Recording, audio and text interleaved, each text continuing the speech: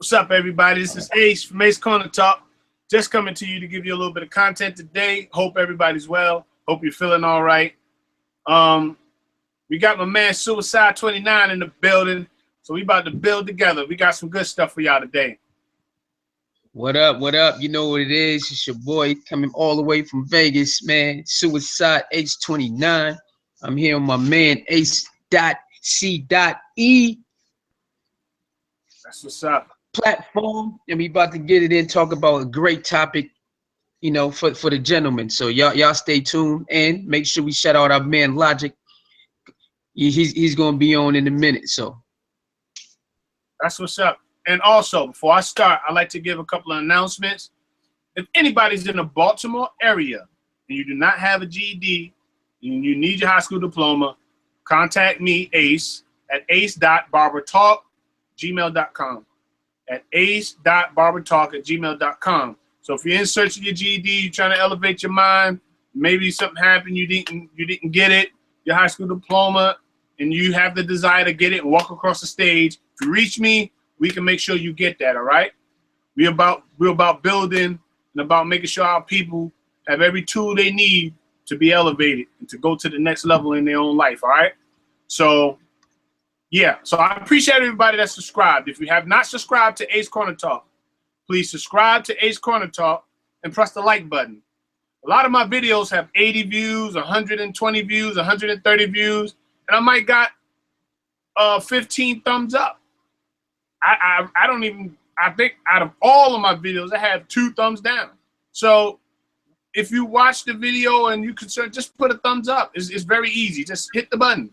With 120 something views, I should have 120 something likes if you like the video. So, you know, just do that for me, man. This is Ace Corner Talk, where we promote family, we promote strong men, we promote strong structure. That's what we promote. We're a bunch of good guys getting together, trying to move our race and move our people forward. You know, we're not just specifically just talking about our particular race, but we're talking about all people. But specifically at this point in time, there's a need for us to point out the black race because we're dying by the numbers. In each and every city, there's a mass number of black people killing each other, and we're just targeting their minds right now. So, of course, this is a platform that everybody can be a part. No matter what nationality, no matter what race, no matter what creed you are, you're a part of this Ace Corner Talk. We don't exempt you. So, but what we are saying at this particular time, there's an urgency. There's an urgency for our brothers to get the message. There's an urgency for our young brothers. There's an urgency for those who have hit a certain age and they still have not got it together. That's what we're doing. So thanks for being a part of Ace Corner Talk. We got Suicide in the building, and we about to build. So what we're talking about today, how do felons recover from society's stereotype? Basically is what we're going to go into today. We want to talk about after a person has did their due diligence and has came out of prison, or maybe they came out of jail. We want to know, and hopefully when I open this chat up, maybe somebody might call that been through the same experience that we're hitting on today. So yes, there are people that have been in jail and that have came out and is finding it hard to adapt in society. So, and also in the chat, I want y'all to be active in the chat. I want y'all to put your thoughts in the chat. We'll shout them out. We'll read them out, and all of the back and forth, whatever. We'll go into it. We want to know what you're thinking. We want to know how your input can help somebody out there. You might not be going through the situation. Might not never been to jail. You might not never even tasted anything remotely close to this. But what I will say is, you have an opinion, and it could be valuable, and it could help somebody. So you can put it in the chat, or you can call in. The number is 443-376-8842. Okay? 443-376-8842. So if you did want to call in to help us go into and go deeper into what we're talking about, by all means. Now, I'm going to put this out there. The first thing is we're not going to accept any of the trolls or anybody trying to play on a serious matter like this. We will dismiss you and we will embarrass you. So we ask that serious calls only. And I'm making this disclaimer. We're here to help, not to bash.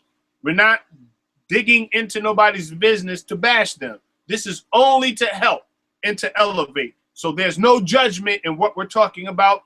There's no judgment against you because you're already being judged by society. That's why we're bringing this message out. So there's no judge against somebody who chooses to call in and wants to share their experience, okay? No judgment at all. So if you call in and you want to share your experience, whether you was locked up or been in prison, and you want to help give some insight about how it was for you to be out and trying to adjust, by all means, give us a call, all right? So we thank you for tuning in. We're about to get in. So we're talking about this. We want to know why and how, why people are so judgmental against somebody who has did their time and did their due diligence to society. They paid their debt, basically, is what I'm saying. Why, when they get out of jail, they're looked upon a certain way and they're treated a certain way as if they do not have the right to get their life back together. What's up? I just wanted to say, what's going on? What's going on, Kane? How you feel, bro? So why is it hard for them to be able to get back into society to work their own due diligence out? Why is it a stereotype for somebody that might have went to prison? Maybe it was in a young age. Maybe they did something stupid. Maybe they was out there wilding out and they caught a bid or did some time. Why do society make it hard for somebody that wants to get their life together and they don't give them a pass because of maybe the nature of what they did? Maybe, you know, maybe they're scared or intimidated by somebody because they hear the word jail or prison and they're intimidated. So I'm gonna give Suicide age 29. I'm gonna give him a few seconds. I'll jump in there. We'll go back and forth, and then we'll feed off the chat, and then anybody who calls in. Yeah, what's up, y'all? The stereotype thing is a crazy thing to me too. I mean, we all deal with it even growing up, just being African American. So deal with that just on the strength. So I know the or you say the ones who went into have been incarcerated and came back home. Yeah, it seemed like the system that we live in, it has stereotypes for everything. So that's another thing that we got to deal with is we look at those type of individuals as scum. Make us look at them like we are so different than them. Right. You see what I'm saying? It's like, and you got to think, like, people, like you said, people make mistakes. Well, off air, like you said, people make mistakes, and can they pay they do, like you said, if they pay they debt to society, then the clean slate should be wiped and they should be able to, you know, get back into society and get their groove back. You know what I mean? So I don't even know why the system has created these stereotypes. All I know is we should, brothers like me, you and Logic, should put out like topics like this so they can learn how to work through them. That's the only thing you can do, is try to work through stereotypes. Because if you let it get to you, much like the N-word, when they call us that, you know, if you don't learn how to work through that, you're gonna fight everybody. And I don't think you want to go through your life trying to fight everybody. You know what I'm saying? Right. Like it says in the book, you know, it's written, you got to pick your battles, baby. You got to be wise enough to know when to come off your cloud and your square, and when to just stand on it and let that one pass. So with the stereotypes, I believe is it's there, so you got to deal with it. But if you have the right mindset, you should be able to overcome it. You know what I mean? Right. I'm 100% right with you on that one. And also, is it where a person can only get a certain job when they get out of jail or prison? Is there only a particular job? May it be, oh, they can only be a mechanic, or can it just be that they can only be a sanitation worker, or work doing some type of janitorial work? Can somebody that have been incarcerated, can they come out and have high hopes? Can they shoot for the stars when it comes to the work field? Can they come out and want to be a part of society, have a good mainstream job, be a middle class or upper class? Why is it that when they come out, they only have to start from the bottom, and they only have to be conditioned to a particular job and not be able to move up the ladder or be able to shoot for a higher job or a better paying job? Because a lot of people now that come out, they suffer from this. They think that since they've been locked up, the only thing they can do is stay right there with that particular job or shoot for this particular job, and that in itself is discouraging. The motivation behind them trying to get a job is not there, because on that application they got to put whether they have been locked up in prison, and in some aspects they have to put the nature of what that actual crime was, if I'm not mistaken. Now that's a big discouraging thing, because if a person has to dig deep into what he's been through on a job set, then he has to worry about whether he's going to get accepted to the job or get accepted to work at the job, or be scrutinized, talked about, ridiculed because of what he put on that application. Now, they say it's supposed to be information, is not supposed to be public, and it's supposed to be disclosed, and it's supposed to be between you and the employer, but 9 times out of 10, your business winds up getting out. And may it be you're trying to be personal, but sometimes it gets out there. Yeah. Yeah. Again, the system has it cornered like that. So if you have certain things on your record, then you only can move a certain way. So that's the only best thing you can do is just keep going until someone either say, oh, it's okay, it's all right, and then you use that as a stepping stool. You don't use that as your main. You just use it as a stepping stool to get back on track. That's usually how you should do it. I know it gets, like you said, it gets discouraging because you want to do what you was set out to do, but you got a big minor setback. But that's all. They use a minor setback for a big comeback. That's all it is. But you gotta change it. Like I said, you gotta change your mindset. But yeah, the system is made for you to give up. It's made for you to try and fail and give up. And if you strong enough or have enough a good support system, then you're most likely not gonna make it, or you most likely just gonna get back into the things that you already did to get back there. Like you said, like we talk about off here again, that if you can't hang around, or if you do hang around, you can't stay around that environment or those group of people to the point where you will indulge back into the things that got you in there. Because now you out, you have to have a refreshed mind. You got to say, you know what? I wasted my time, I wasted my energy, I wasted basically my life that I can't get back. So why the heck would I indulge in this heavily? I need to be focused on this. So like you said off air, the game is cornered that way, but everything has a certain type of, I should say, a loophole or a leeway that you can still work in between, like a crack or a crevice. Now it might not be big, you know what I'm saying? It might not be large. You might have to like lose some weight or something to get in there, but you can get in there.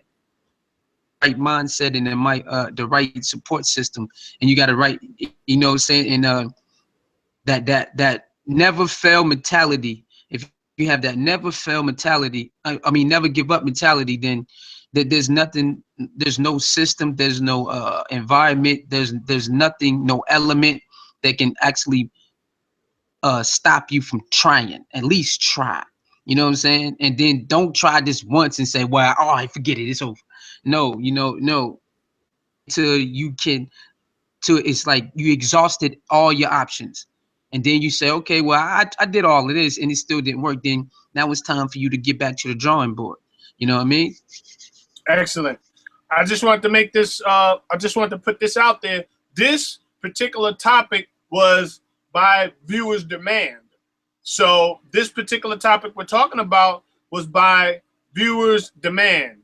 All right, so here we go. All right, so matter of fact, one of my viewers and close family members wanted us to talk about this topic. So if you would call in, hey, this is the number to call in, 443-376-8842.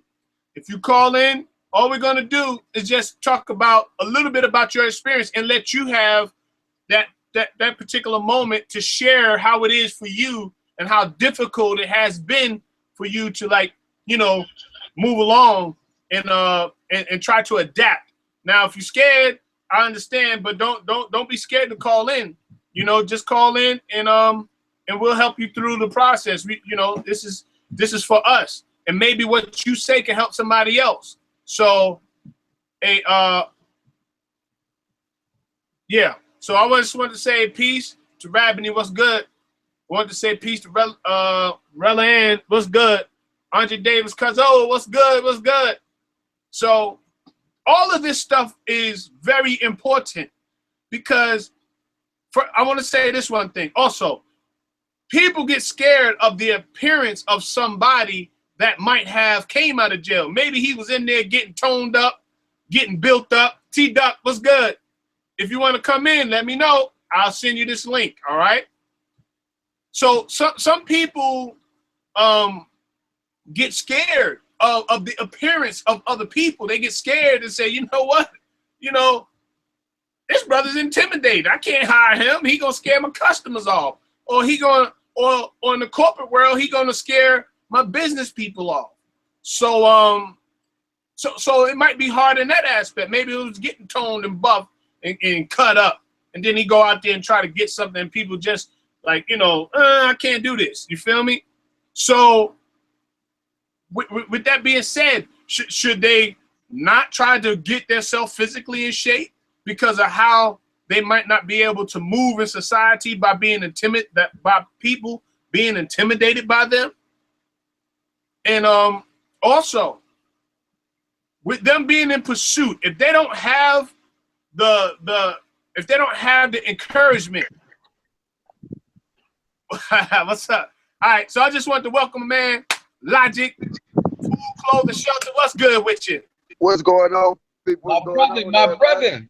All right, my man. Hey, I tip my hats off to you, brother. This is one of our servicemen, and out of all things, I commend you for your service for this country, bro. So big ups to you, man.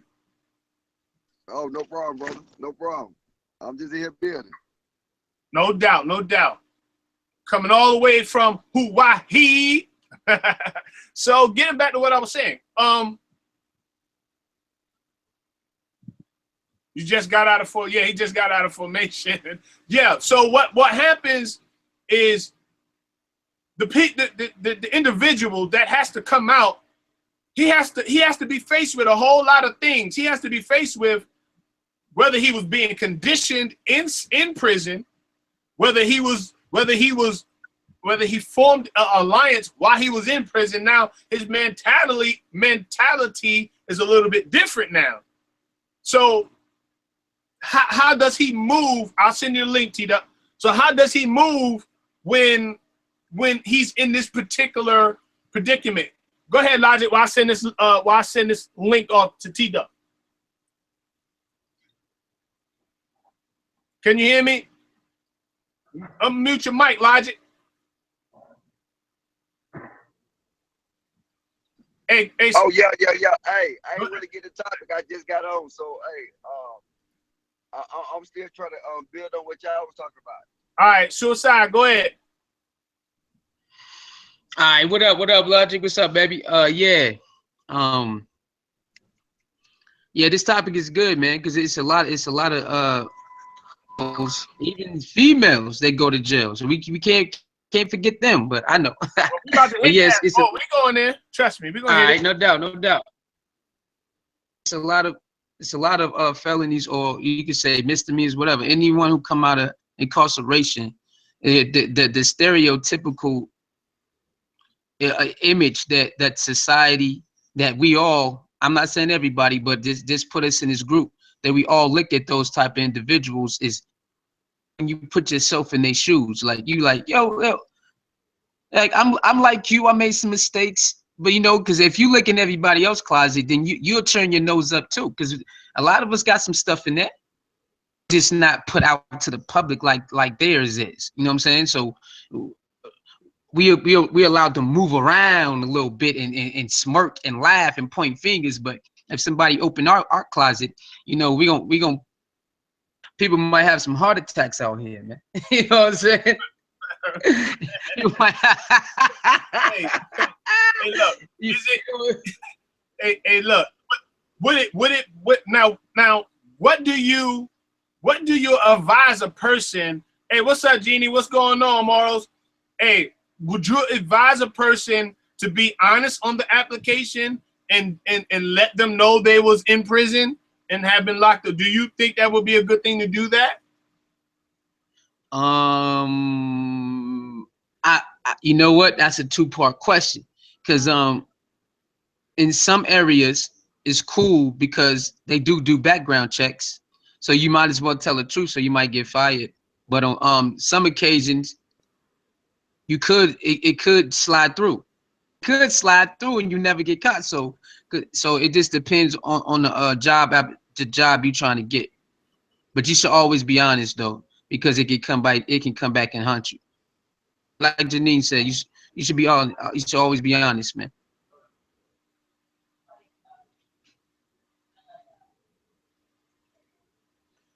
Yeah, I don't know, T Duck. I sent you the link like I sent them, and they was able to get right on. So I'm not sure what happened. I'm gonna try to send it to you again. And yeah, I don't know what happened with that one, T Duck. So, but when we get into our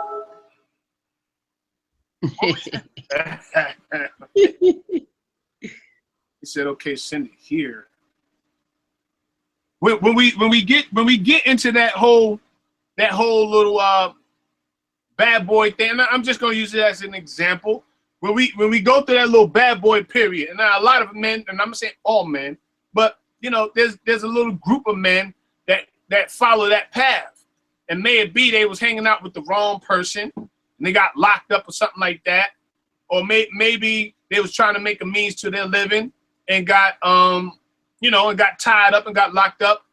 Is it over for that person once he gets out? And is it wise for them to seek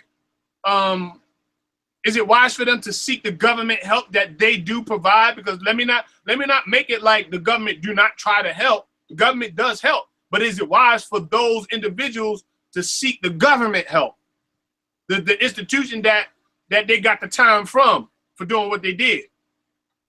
Logic.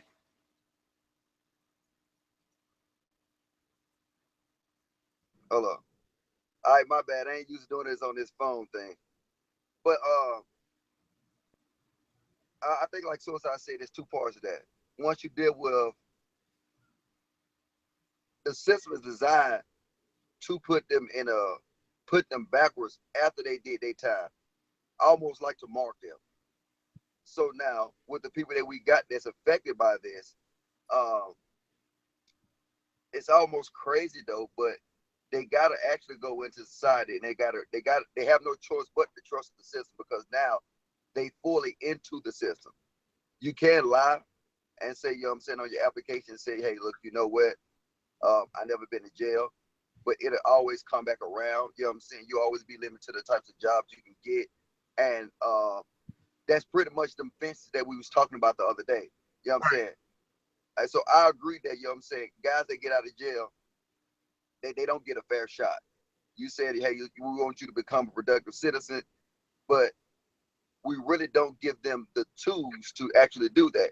They give them tools, but you know what I'm saying, you got to work on a cotton field if you're in the South, or you got to pick some damn peaches if you're in California, no, peaches in Georgia, and pick all kind of crazy shit. You got to do crazy low-level type jobs, even if you got the skills to do high-level type jobs. But what it should have taught them is that now they should go to be independent. So like a lot of these guys coming out of prison should go to the independent field. They should go to try to maintain, you know what I'm saying, their own business. But a lot of times they veer back to what they was comfortable with the strikes against them. So it's hard to say that, but I think as we start truly building unity, start building communities, we can find a place for them brothers. You know what I'm saying? It is things for them out there for them brothers. I read something that actually Floyd Mayweather, a lot of his bodyguards is like ex-felons. So now, you know what I'm saying, I'm not saying that all of them got to be bodyguards, but you know what I'm saying, it is places for them guys to actually go and utilize something. And them guys are super smart too. You got to realize, I mean, if you can spend so much energy, so much knowledge on getting over on the system, you know what I'm saying, them guys should be the #1 educators of how to fix the problems that's affecting us within that system. So like they should be the main one having these YouTube channels, because nobody's better to tell you how to fix yourself in this system than the people who were stuck and deep into that system. That's true. That's true. Now, even with that being said, should there be an adjustment period should it be an adjustment period for a person that hey, and this is the Ace, and I'm sorry people, this is the Ace Corner Talk t-shirt. It's in production, so this is how it's gonna look. I don't know if y'all can see it. He's sending me it right now. All right, but don't worry about it. I don't want to mess up the show. We'll deal with that. But he's sending me what it's gonna look like. But anyway, should there be an adjustment period for a person that gets out of jail? Should they just go right in it, or should they just fall back and kind of like give themselves an adjustment period to adjust to society? Like how is that? Because I know when I got out of jail, you know, it was kind of crazy. I didn't have no length of time like some of my comrades or other people, like no 3 or 4 or 5 years, but I still had a felony that was you know, that was attached to me, and it hindered me in a lot of ways. So I felt like, cool, got you. So I felt like I was only able to go work at Taco Bell, you know, Burger King, McDonald's, because I didn't think I could shoot any higher than that because of the position I was in with my felonies in the drug game and that type of stuff. So it was hard for me. It was hard for me to adjust. It was hard for me to you know, just to get along, man. It really was. And see, I think that's where the system actually messed up. Because if you look at it, you know what I'm saying? Like, I'm all about blueprints. Actually get what works. So I can use the military, for example. I'm about to retire. So now I get a whole year of training just preparing for me to become a civilian again, to be on the outside. So like, these guys should be getting training to prepare them for this, even though they get it, but it's watered down. And then a lot of times, the people that's giving them that, they want to hold them into these jobs. They want to hold them in these categories. They don't want to elevate them to an extent that they can succeed. But see, that's something that we can do, because it's no law that say to you can't make a program for guys that's about to get out on parole. So we can do that. We can fix ourselves when it comes to that. Yeah, that's true. Now, even with this, do you think that there can be a channel created for ex-felons to come to and build? Is that an option for us brothers to do something like that? like to open up Oh, a channel for ex-felons to come through and share, build, and try to strategize how they can be productive in society? Is that something that us brothers that been teaming up can do? hey, I definitely think that's something that we can do. Because now, you know what I'm saying, we can just reach out, you know what I'm saying, we can be able to find some resources to actually help them do things. And at the end of the day, you know what I'm saying, everything we talking about it from experience standpoint. So now, them guys will be powerful on that platform because they talking about experience. They can talk about certain topics that I can't even touch because I haven't experienced that. They have the experience and the mistakes. So now it's perfect for education. I totally agree. Yes, we do.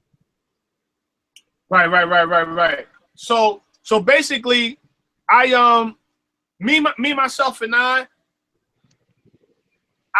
just remembered the struggle that one of my family members had when he came out. It was such a struggle for them to just, you know, get back into the fold. You know, like it was real difficult, man, to get right back into the fold. And you can be successful. All right. So I just want to say one thing. Okay, so we got the chat. So we got Kane says, Kane 718, he says you need to give people time to self-correct, which is factual. I believe that once you get into society, should you just back up for a few minutes and just let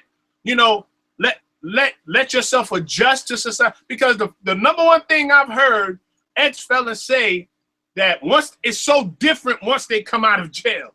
It's like a foreign world to them when they have engaged in society. It's like real strange to them.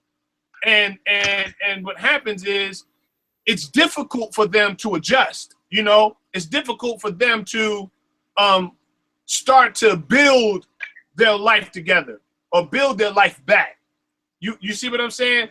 It's not impossible, because I know people that have did other things, but are they only conditioned to do one particular thing? Can they go be a doctor and spend 8 years after already spending 7 years in prison? Could they just go pursue that if they got the knowledge and the brains? Could they just go and get into the medical field? Or could they go try to be a CEO? I'm just giving examples. Could they go do that with that type of background? Like I said, it just depends on the criteria of the jobs. Do they hang on for it? Because some jobs you can after a certain amount of years, it's all good. It's good money. So it all depends on when your record can get expunged and stuff like that, or can you get certain things taken off your record so you can get a certain job. You know what I'm saying? So there's certain type of ways it can happen. You know what I'm saying? There is certain type of ways it can happen. You just gotta stick with it. Gotta stick with it and just keep going until you find something that you can work with. It's not easy with a record. You got them especially with them theft with money, the money type of record. That's kind of hard because a lot of jobs deal with money these days. So that's kind of hard. Right. Good point. Good point. That's kind of hard, you know what I'm saying? All right, Logic, we got you, baby. It all depends, because what is it, like 7 years for your record to get expunged or something like that? It's like 7 years. Yeah. Now I'm not sure if only a certain particular type of felony it's like you just can't get rid of that. I'm not sure. I think there's a certain felony that you can't get rid of after 7 years. I don't know if it can be expunged. I don't know that answer, but maybe somebody in the chat might know that answer. You know, maybe somebody might have the answer to that question right there. What's up, the antagonizer? Was good. Yeah. Maybe if they can have that expunged, then they can move forward, and you know, things can move, you know, to the next level from that point. You know what I mean? Oh yeah. I think you're right, bro. I think it might be some stuff you just probably can't erase off that joint. That's another good point. Might be right. Because what if it's what's that thing called? Where you locate the neighborhood and you say, oh, what is that? A sex offender. What about a sex offender, bro? Oh my God. Put on your joint. We gonna go into that. Just give me a few minutes. All right. Hey, we gonna go into that. So just keep that right there. Hey, let me say this one thing. Let me say this. We gonna go into that. All right. Check this out. The antagonizer. I'm gonna send you a link. But before I send you this link, I want to say this one thing to you, bro. I want to say this one thing to you. And what's up, strange mate? I'm gonna say this one thing to you, and we're not gonna go off course. But there were some things that you did, bro, that I disagreed with. And you putting that video out there about me, that was kind of disrespectful, man. But I'm a forgiving person. I don't hold grudges. This is about building. So if you did want to come to my platform, I'm just that humble enough to let you in, bro. Even though I watched the video and heard you going in on me, all right? There's no love lost. I respect the build of people that are trying to do something for the good of their people. Because by you doing that, what you did was you tried to put a wedge between me and you.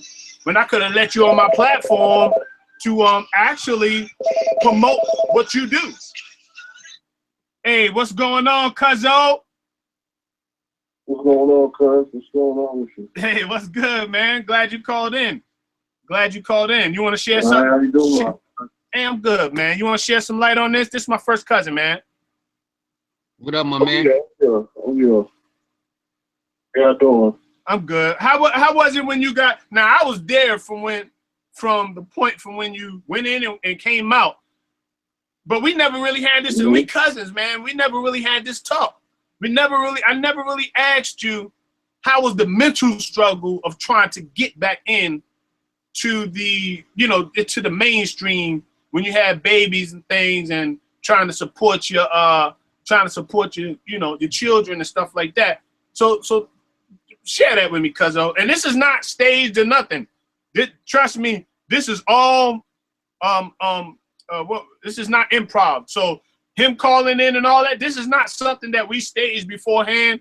I'm glad he called in because I was trying to get people to call in that got backgrounds like this. So what I'm saying is this is nothing that we're putting together to stage. We're talking about this is real life stuff. And this is this man's situation. So, hey, cuz, go ahead, go for it. Well, for me, cuz, like before going in, it was like, I mean, when I was there, like the mental state I was in, it was kind of like, I shut everybody out. You know what I'm saying? So I did 30 months. So it was 30 months, and then I grew from a boy to a man. So when I came home, it was like, okay, I want to change my life around. I want to do better for my kids or whatever. So when I try to get back, in the workforce, trying to find a job, it was hard because everybody's like, you're a felon and it had to be 7 years. You know what I'm saying?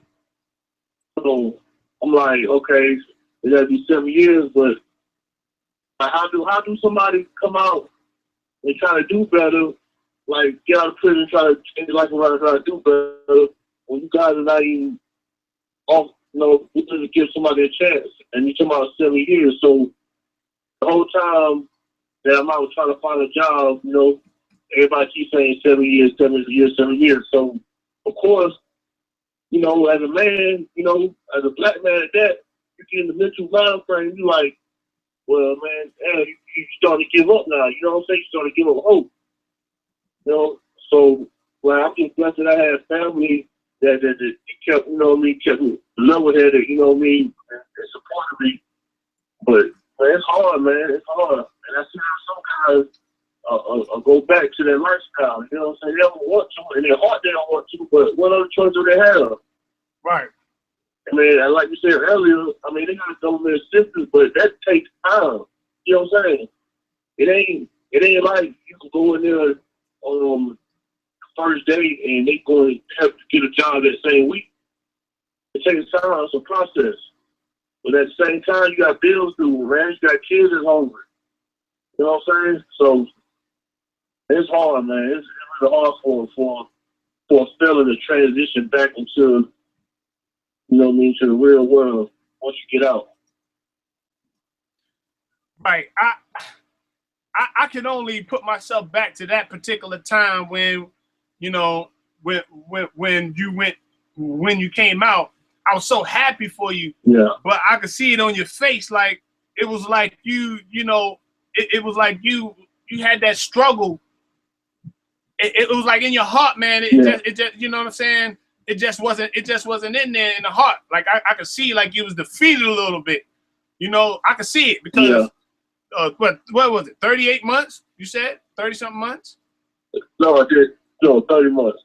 That's a long time, bro. Was that 3 years, 2 years, 3 years, 3 years? That's almost three. Almost three. That's a long time. That's a very long time. Yeah. And to simply say, when you're coming out trying to transition, you have to have a certain. If you don't have a nice support team, and I want to jump this before we go into the sexual thing and all that dumb stuff. You have to have a very, very good support team, right? Oh yeah. The support team you have to have, it has to be strong, because there's brothers that come out commit suicide. You feel me? There's people that are coming out, but you know they.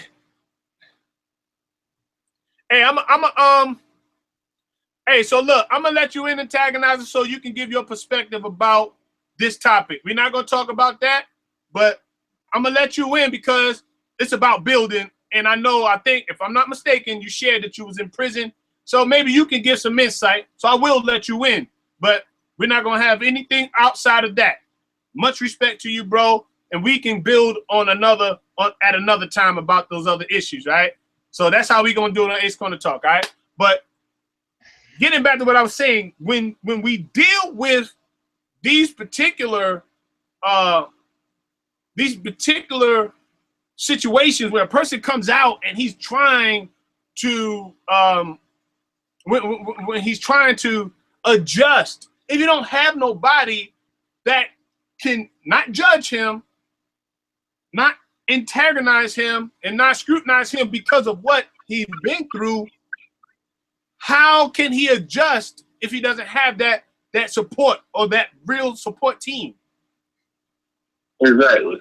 You know, and I know. Well, go ahead. Before I make this statement, go ahead, cuz.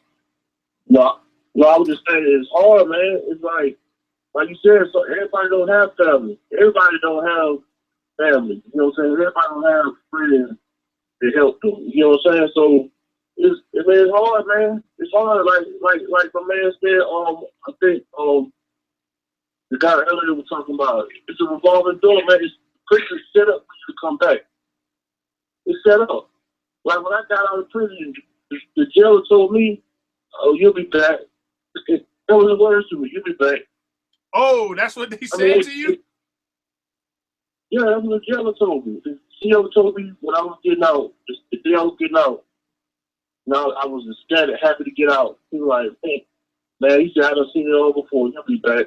He said, you know how many times I've seen a guy walk out this door and come right back. He said, "You'll be back." Told me just like that. So it's set up for you to come back. It's a revolving door, man. You know what I'm saying? It's just sad, man. It's really sad, man. And it's like prison is like a whole other world. Like the prison world and out here is two different things. You know what I'm saying? It's like you wouldn't believe it. You wouldn't even believe it. So now you gotta adjust your mindset, come back to the society now. You know what I'm saying? Right. You were just in a whole other world. But man, like I said, man, if you ain't got no support, man, it's hard out here, man. Especially for a black man. It's very hard, man. That right there is straight up, man. That's important what you said, because I just noticed what you just said. That right there in itself, the transition is foreign. It's foreign to some individuals that come out. It's very foreign because when you're in there, there's so many different things that you're involved in that you could be involved in, and some things you get sucked into. And I know that right there is very, the transition is very difficult. I have several people, and I want to say this. I have several people that went in that I know that are close to me, and their transitioning is very good at this point, but they got people that back them up. But while you was in there, and I know, and I can't say I was one of the ones. I have to, because of where I was. You know how I was, cuz you know the game I was in. You know what I was about. But how many people wrote you to encourage you that look to a brighter time after you got out? I mean, being truthful. Now I know that Auntie, she went and seen you and all that stuff. I'm not talking about like that, but how many people that was supposed to be your boys? How many people that you chilled out with when you did whatever to get there? How many of the people that was in your circle, how many of them reached out, wrote you, came to see you, and gave you that support? So when you got out, you was good. How many of them showed you some monetary love, threw some money at you? How many did some writing you and giving you money? Talk about that. I'm just bringing that. Zero, cuz. Zero. See? Nobody that I hung with. Nobody that called themselves my homeboy. Nobody that I call myself like that I consider, us being close, cool homeboys. Nobody. Nobody get no monetary love. Nobody get nothing. That's why. That's another thing. When I came home, that was part of my mind frame was in another place with that situation. Because when I got home, when I came home, and I'm still to this day right now, I don't have no friends. I don't consider people friends. You know what I'm saying? Like I did before I went in. Like you know what I'm saying? Like my kids, that's the type of mind frame I'm on now because I already know how it is. You have no friends. You have no friends out here. You have friends, but what I'm saying is when you're dealing with a different type of lifestyle, you don't have no friends, okay? That's what I mean. You're in the street like that, you have no friends. But like if I was dealing with guys on a positive note, you have friends, like you might have some friends like that. That's what I'm saying. But as far as like in the street, and you have no friends. You know what I'm saying? There's no friends out here. That's why I just really keep it the way I keep it now. And I'm gonna tell you something. Everybody, like go to my mom and tomorrow, I'm gonna send them some money, and it never came through. Right. It's all good though. It's a learning process. You live and learn, man. See that? It just made me a man. It made I don't regret one day I get in prison. I don't regret one day. It made me a man. Right. So that's crazy. That's how it is, man. Check it out, cuz that's crazy because a lot of the times when you out there, you align yourself with people that you think got your back that really don't have your back. Oh, yeah. Like the people that's supposed to have your back, they don't have your back. And when it all boils down to it, you trying to you try to be cool with them on the outside. You try to, form your alliance with them thinking they got your back on the outside. But deep down inside, while you locked down, if they don't have your back while you locked down, how much more would they have had your back when you was on the outside? Hey, Sue. What up, boy? Hey, hit that real quick. Hit that point real quick. I know you got something on that. I said, if the people that was aligned with him on the outside, that the people he hung out with and they were supposed to be his boys and all that good stuff, when he got locked down, they wasn't there for him when he was locked down. They didn't send him no money. They didn't come see him. How much more do you think they had his back on the outside because of how they displayed once he got in there, how it was when he got in there? Oh yeah, well, you gotta pay attention because you know, you're doing bad, you know what I'm saying? The fun ride is over. You see what I'm saying? Because it's most of the time the people who get locked up, or it seems like they are the life of the party most of the time, or they are the ones who's make the you know, the vehicle run inside of that circle or that nucleus that's around them. So most of the time when it's like that, it stops, and so you know you find out who really got your back, and then so but there's those the ones.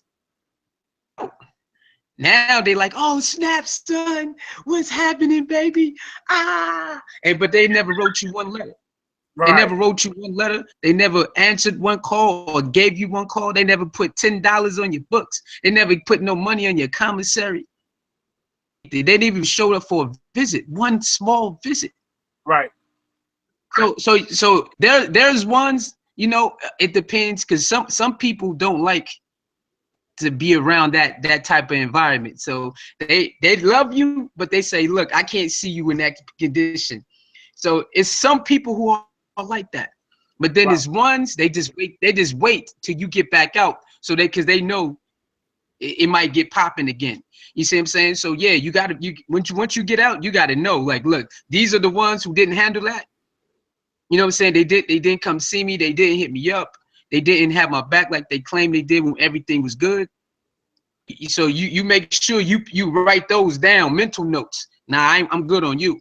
But it is some people who do love you, who have your back to the death. They just don't, that type of environment like makes them sick. So they can't come see their loved one or their boy or their girl or their cousin in that type of state. You see what I'm saying?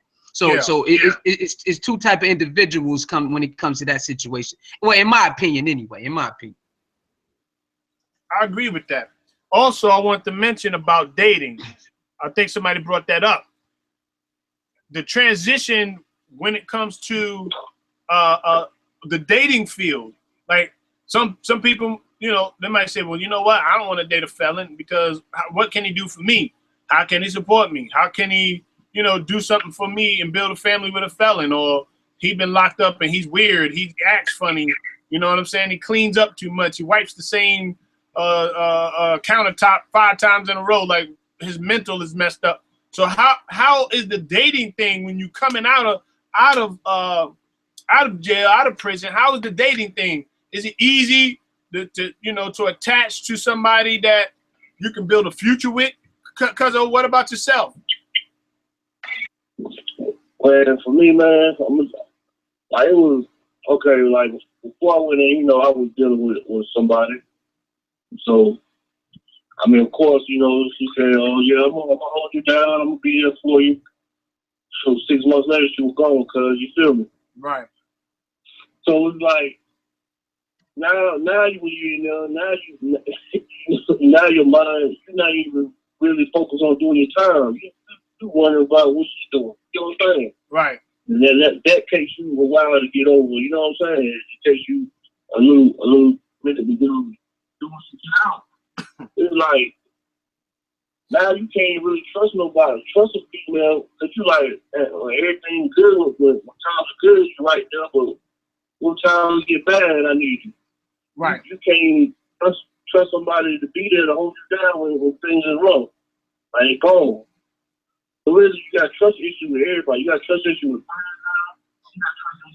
with with female dating. You got trust issues all around. Right. You don't know how to treat people now. You know what I'm saying? So it's rough, man, for the dating field too, especially if you had somebody who you believe. I mean, I know, like I said, I did 30 months. I know 30 months is a long time. And then now I think about it, you can't really expect somebody to put their life on hold for you. But, you know, at the same time, Yeah. you know, you still want them to be there for you. You know what I'm saying? Yeah. But, man, it's prison is rough, man. It's just, they take you away from your family, your kids, your loved ones. You know, it's just a rough process to deal with, man. I can't say because some people take a harsh look at at this. They say, well, you did the time. It was your fault. You know, you deserve what you got and all that stuff. See, so a lot of people take that approach. And I've even heard conversations, man, with people talking like that, you know, on my job and stuff like that. Might read magazines and all that good stuff. They'll take that approach and talk like that, but you're still a human being, man. People think that you're not a human being because you made mistakes or you did something that put you in that predicament. You're still a human being with a heart. Yeah. Just because that happened doesn't mean that your goals and aspiration goes right out the window. Now, if you got 25 to life and you're never getting out for killing somebody, that's totally different. But if you did something that is not so much damaging to you recouping from what happened, you can get back in line and you can move forward and be productive. Now, some things you do, you're not going to destroy your whole entire life because of one mistake. Just depends on what that mistake is.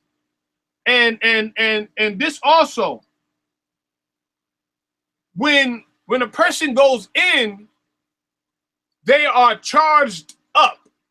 And what I mean by that, when a person is before that judge and they begin to start talking and handing down sentences, I don't know, unless you're a 10-carry crazy, I think that's probably one of the most humbling experiences that a person can have is when they sit before that judge and he about to hand down the big boy to you, you know, like he's about to stick it to you. I think your psyche goes bananas at that point because, you know, if he says you get life, you know, or he says you get XYZ, then they putting cuffs and you gone. But check this out. Even to add to that, what happens when you get souped up charges from that point? When you get charges and you get time that don't even fit what you did. So now you sitting behind for 4 stacks and you did something that don't even call for you to have that amount of time. That is happening right now to our brothers.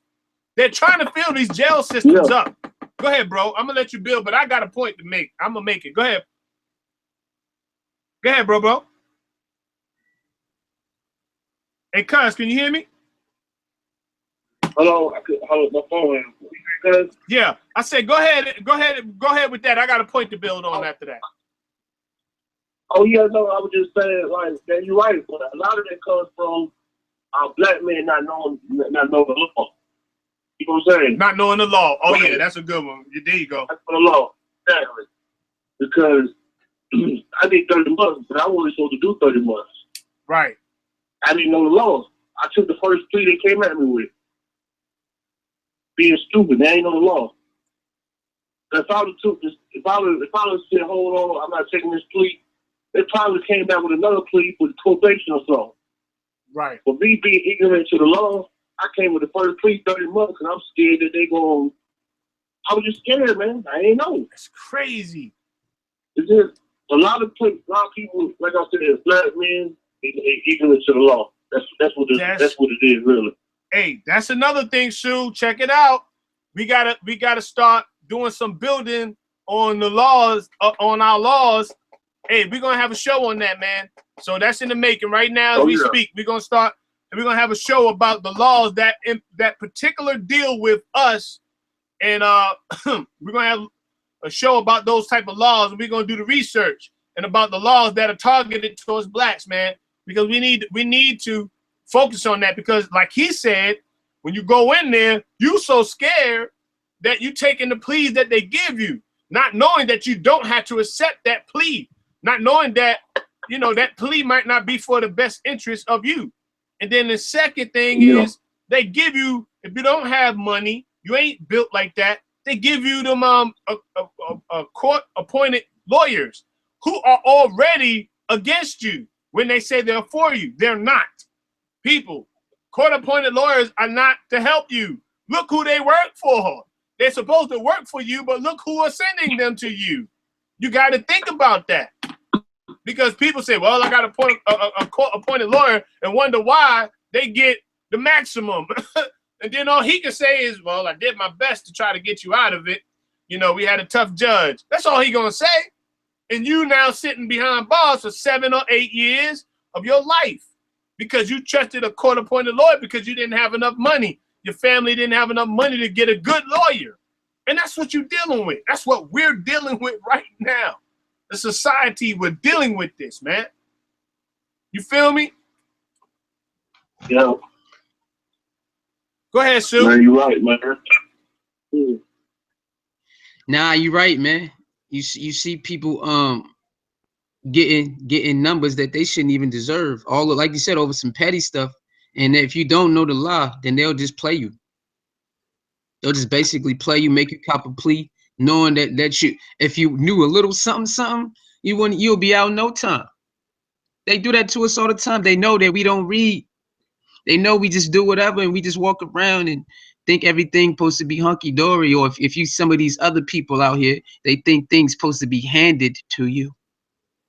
They think because they look at you that, you know, the gates are just going to open for you because what happened to you, your ancestors in the past, they supposed to bow down to you. Right. This is not your terrain. This is not your terrain. Now, you might think this is your terrain for whatever transpired before you was alive, but now, and you got to march to they beat of the drum. So when you play the game, then how you gonna learn how to beat the game? That's why I say on my show a lot of times, you got to learn how to play the game to beat the game, or to at least even the playing field. You got to at least even the playing field. You at least got to even the playing field. At least you give yourself a fighting chance when you go in there. That's it. But they know most of us don't even dabble in that, so they can just throw out any word. We know that law in the regular citizen language, when you go in court, is the words mean different definitions. They know that. So you might go in there thinking you know a little something. They're like, look, man, this is a whole different world in here, baby. They know that. So they do play you, and I do believe they set people up. They set people up to like send another cellmate in there to bother another one to give them 5 more months or 7 more months. Hey, I do believe that. You went through that too. Go ahead. Now finish suicide, but I think my cousin went through that too. And didn't they put you on some type of lockdown for like a long period of time when you was about to get out or something happened? Yeah, I got into an altercation. And they put me. Yeah, I did like 10 months in isolation. Isolation. Right. How long was that when they did that? When you got into that isolation stuff? How long ago was what comes? When they put you to the isolation thing, how long was that period? Like how long was you down in that isolation stuff? 10 months. Oh my God, you was in isolation for 10 months? Yeah. I didn't even know that, man. God, that's a long time. Yeah, man. So I'm telling you, it's a mental, like, man, you got to keep your mental up, man. Hey, like, man, I see people break down, man. Didn't that happen to that? Wasn't it a movie about Jay-Z or something like that? Not Jay-Z, but didn't he make? Nah. I know what you're talking about. It's that dude from New York. They wrongfully arrested him, kept him in there, beat him, abused him. When he got out, he killed himself. Yeah, I know what you're talking about. I think that he they had him in that confinement thing. Excuse me, y'all. My throat hurt, man. I think they had him in the confinement thing where he was he was in jail, but like behind the confinement thing, like you was, cause like he was in some type of that solitary joint. Yeah. They say the holding tank or whatever. Yeah, the hold. They say that's where he went crazy at. They say he was in there for so long that he went crazy when he was in there. You feel me? When he was in that holding thing there. And so I'm telling you, man, it's really, I see people break down back there, man. That's what I'm saying. Have to be strong, yeah. Like, only thing that really kept me strong was knowing that I was coming home soon. Like, I was coming home within the next year. So that's really kept me strong.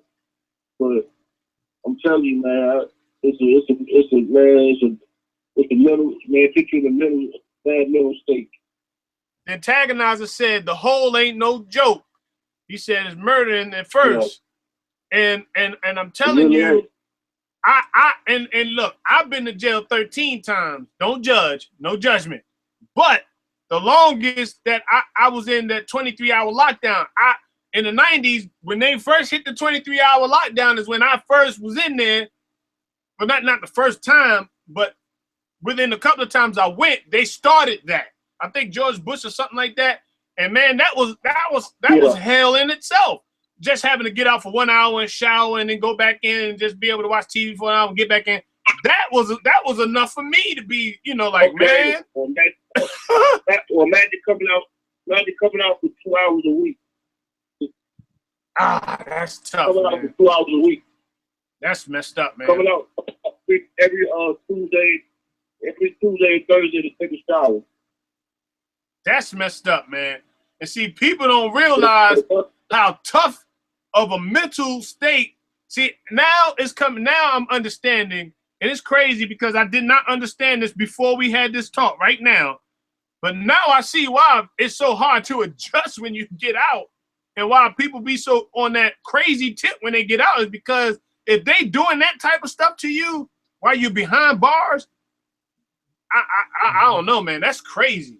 To only get out 2 times to take a shower a week, that's crazy, man. 2 times, Tuesday, Thursday, 2 times a week, take a shower. You get out 2 hours a week, period. Just coming out the cell just for 2 hours a week, period. That's messed up, man.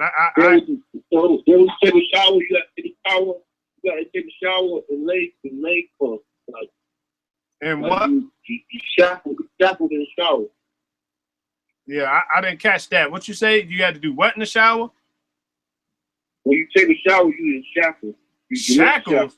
They still keep you in shackles in the shower? In the hole, yeah. When you in the hole, yeah. That's crazy, man. Now I understand. That is so crazy, man. Now I really, really understand. I'm sorry, bro. Cuzzo, before this, I didn't have no clue. I just had my jail experience. I've never been to prison. But, I think the longest time, you remember when I was living in the Oaks and all that, I got locked up. It was like it was like 4 months being locked up or whatever. That was the longest time. Oh, yeah. But that was enough. That was enough for me. You feel me? When I was out there doing my dirt, that was enough. And I just feel for anybody that has to go through that and then try to come out into society and then try to function. You feel me? Now I want to say this one thing. I want to get back to a comment Strange Maid made. She said that knowing the law is not going to, let me see what she said. Knowing the law is not going to is not going to save you. No, but it will help you if you do know the law. It might not save you, but it will help you. Because it will help you a lot if you know the law. Because even with getting pulled over, if you don't know certain laws that they can't do and certain things, nowadays they just shooting you. Bam! They'll just shoot you real quick. And they don't even care about what you know about the laws, about anybody. They'll just kill you if you move wrong. So it might not apply in that aspect, but back in the day, if you knew certain laws, they could not search or seize your car. They couldn't do little certain things. Now they're so scared, they'll just shoot you before you can say, what did I do, officer? Bam! That's it. They can let you get that much out. So, cuz I ain't even gonna lie, man. At that particular time, my mind and what I was involved in was so out there. I didn't never think that what you was going through was that severe. I just thought it was just regular jail. You in there, you're gonna do your bid, come out. But all of that other stuff, I never ever had a clue that it could be that bad, man. That's like some concentration camp. It either make you or break you. Like I went to prison. Boy came out a man. I don't regret one thing I did. I don't regret. It may be a man, it may be a better, it could be in a different mind frame. But it's rough, man. It's rough. So what age was it when you went in? other thing, not to cut you off, prison is what you make it. I made it hard for myself, so you understand? Because I never been away before, so I was in there wilding. You know what I'm saying? Like, that don't happen to everybody who go to prison. You know what I'm saying? Right, right. I made it hard. I made it hard for myself. You made it hard for yourself? I made it hard for myself. I went in there wilding and won't obeying the rules, and you know what I'm saying? Right, right. They do that when you break the rules and stuff. So I made it hard for myself. It don't happen to everybody who goes there. But me, I thought, like I said, I was violent. I ain't never been away from home. I ain't care. I ain't listen to none of the calls what they were talking about. So I'm thinking somebody said something wrong, you supposed to fight. You know what I'm saying? Right, right. That's the narrative they give you on the outside. Yeah, like you're supposed to just bang somebody right away. I'm watching TV. I'm thinking prison like TV. You know what I'm saying? So right. I made it hard for myself. I ain't gonna lie. That's why I went through the things I went through, but I don't regret going through it because it made me a better person and made me, I don't regret it at all. Hey, look, I'm gonna read one of the comments. Not T-Duck, the antagonizer says, hold on, where was it? He says, what about the, hold on, I lost it. All right, what about the, hey man, where my glasses at? He says, hey man, y'all don't judge me. I'm getting a little old, you feel me? All right, I gotta, okay, y'all don't be judging around here. Okay, the antagonizer says, he says, ask him about the RBI. What does that mean? The RBI, the prison court, you get tickets in jail too. So he says, what about the RBI board, prison court? Then he says, you get tickets in jail too. What about that? What did you ever do that? North Carolina, I've never heard that in North Carolina. I mean, you get right up.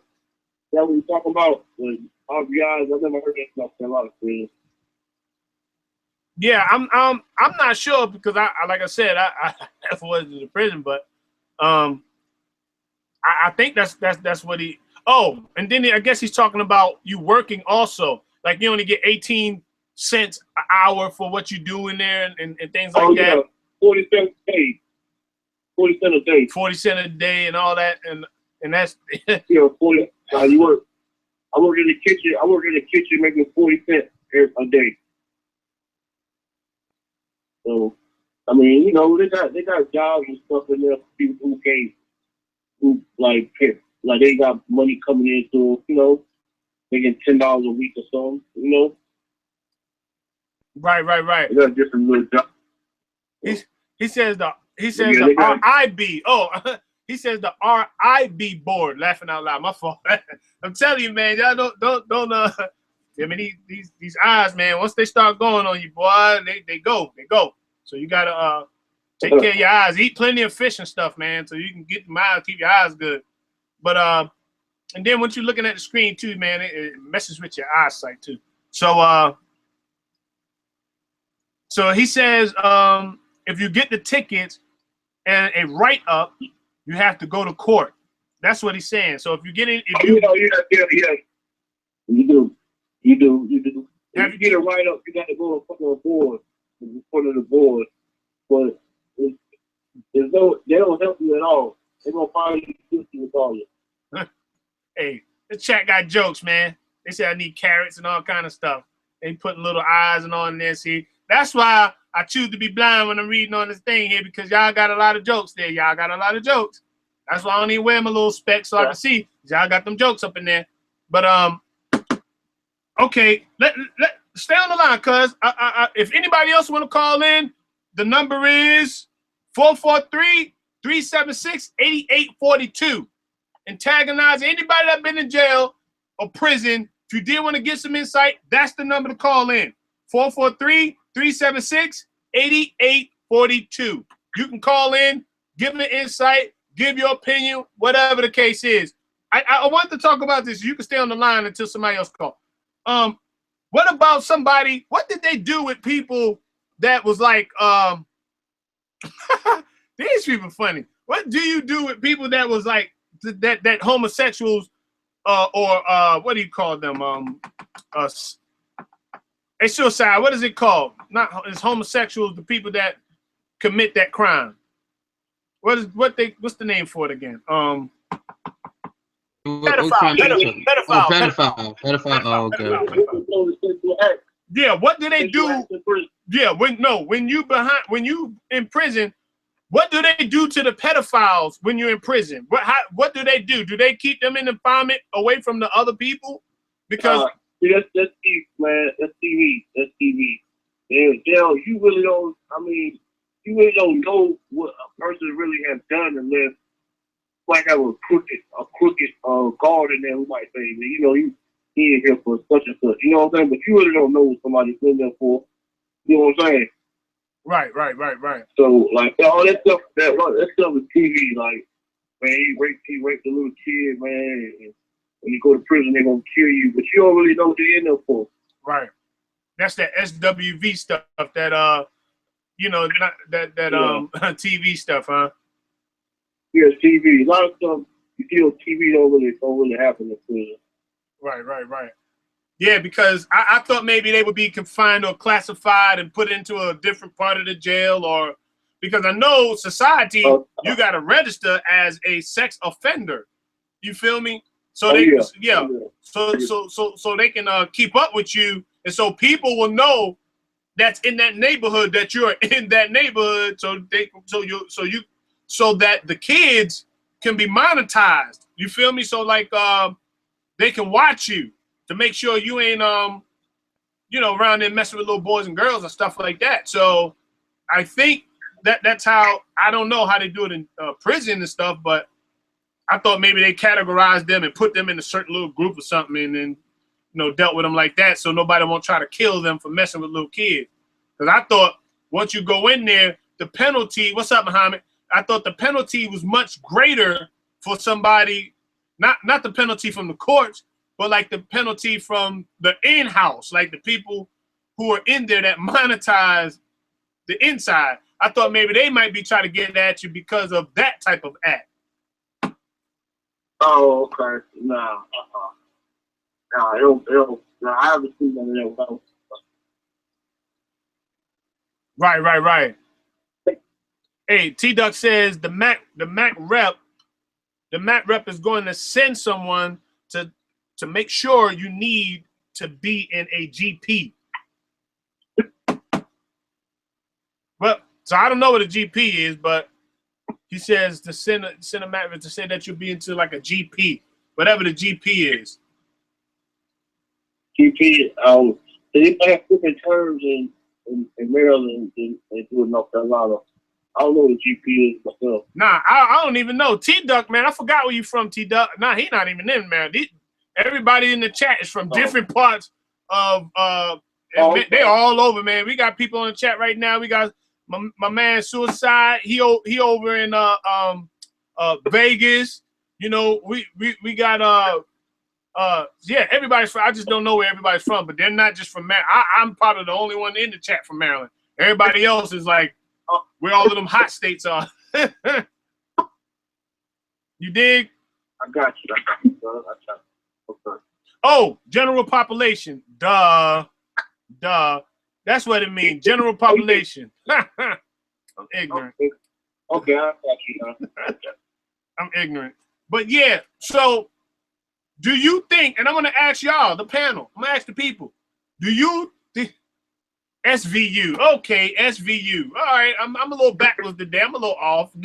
Y'all something else, man. Do you think that when a person is a pedophile, do he have the same rights as somebody that committed a different crime? I'm going to let you take that one, Sue. And I called you soy sauce. Sue sauce. I was just kidding with you yesterday, Suicide. I was calling you soy sauce. Unmute your mic. I was just playing with you yesterday. I called you soy sauce. Why? Somebody brought that back up? No, I brought that back up. I was just kidding with you yesterday. Oh. Yeah. Yeah, I know. That's why I said it again. Because you're the chef in the kitchen, man. That's why I called you. Yeah. So anyway, this guy. Yeah. So build on that real quick. I want you to build on that. Do you think the person that has committed the pedophile, do you think they should have the same rights as a person that has did that crime right there, that has a different crime? Excuse me. Build on that for a few minutes while I get something to drink. I'm thirsty. I feel like I'm right where you are. 115 degrees weather, bro. Yeah, I gotta get something to drink too. But yeah. And it is, I guess, does the rapist deserve the same type of treatment as anybody else? Yeah, your joint is breaking up, man. You sound real terrible right now. Yeah, it's like, you sound terrible. You sound like a robot. Hold on, man. Hold on. R2D2. Let me see what's going on. Let me see. Hold on. Let me see. All right. Let me see. Is it better now? A little bit. How you sound? Still doing it? Yeah, it's terrible. I can hear you terrible, but maybe somebody in the chat, it might not be doing that to somebody in that chat. How does it sound in the chat, everybody? Can you hear Suicide? Yeah, I can hear him. Oh, it might just be on my end. All right, go ahead and do your thing, and I'll be right back. All right. Yeah. All right, you're good now. You're good. You're clear. Go ahead. I'm back. Oh no, I can't. I don't know. Yeah, you clear. You good? You sound good. Go ahead. All right. Yeah. So I get you said does a pedophile deserve the same treatment as anybody else that does a crime? Is that what the question is? That was the question. Yes. Should they have that same ability to get themselves together and be productive and do all that after doing that particular crime?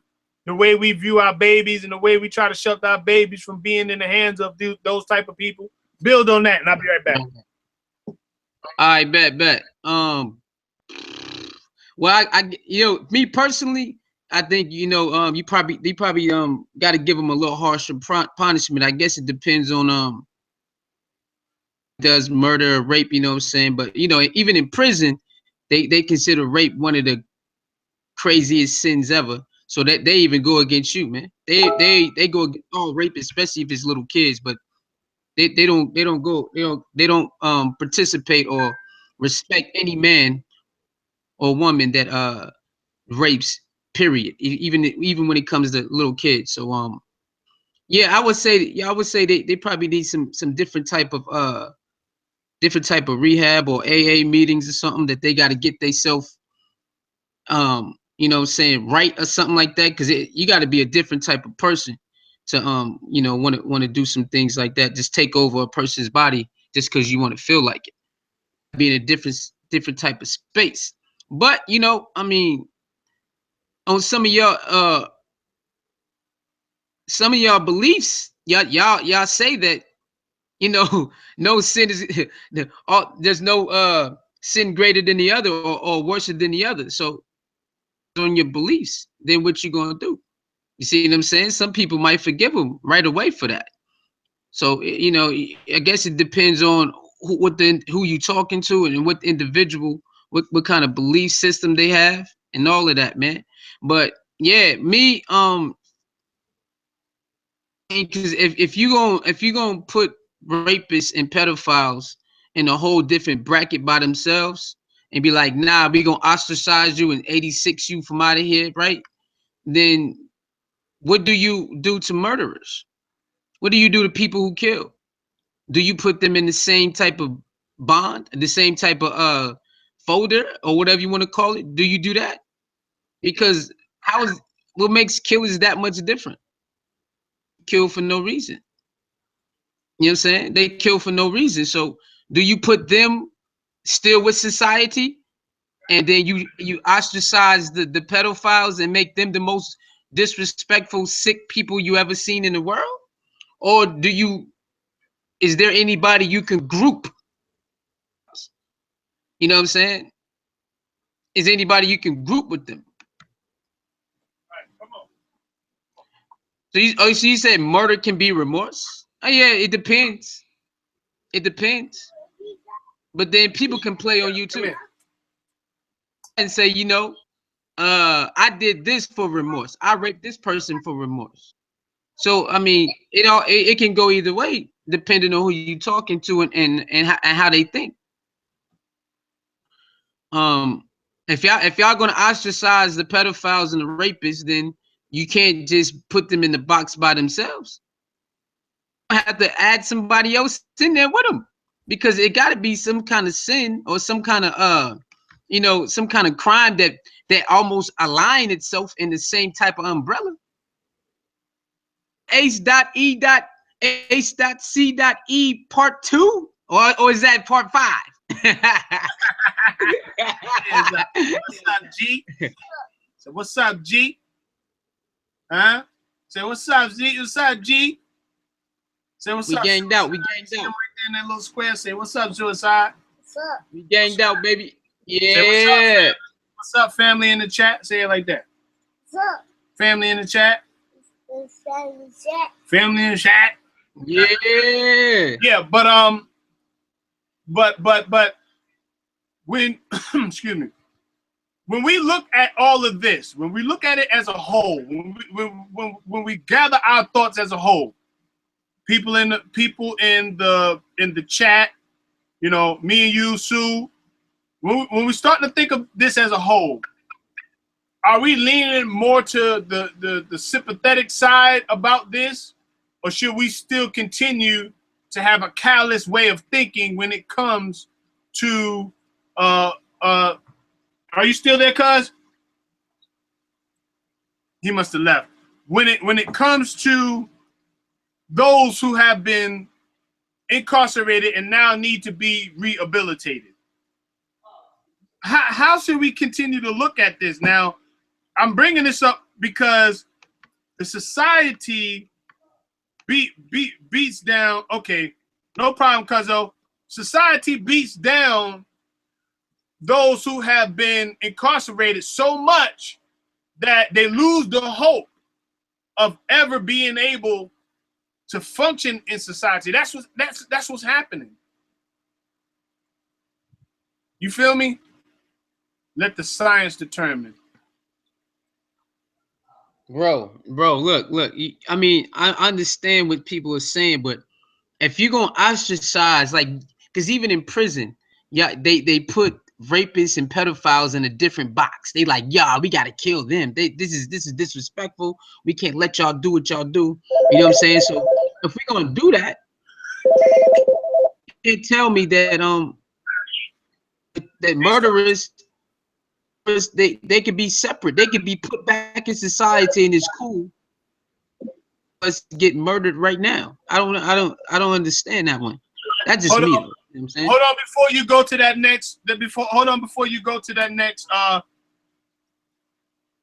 Oh boy, callers, when you call in, if somebody's in their thought, just hold on for a few seconds and then I'll allow you to speak, because it's hard to try to stop somebody right in the middle of their thought pattern to let you speak. So if you call in, just hold on the line, be patient. I'll let you definitely say what you got to say. I mean, just be patient. Let the person that's speaking get their thought across. I'll let you come in, all right? Because I didn't want to just try to stop you right in the middle of the thought since you already had your momentum going. Oh yeah, you good money. You good money. But when we begin to start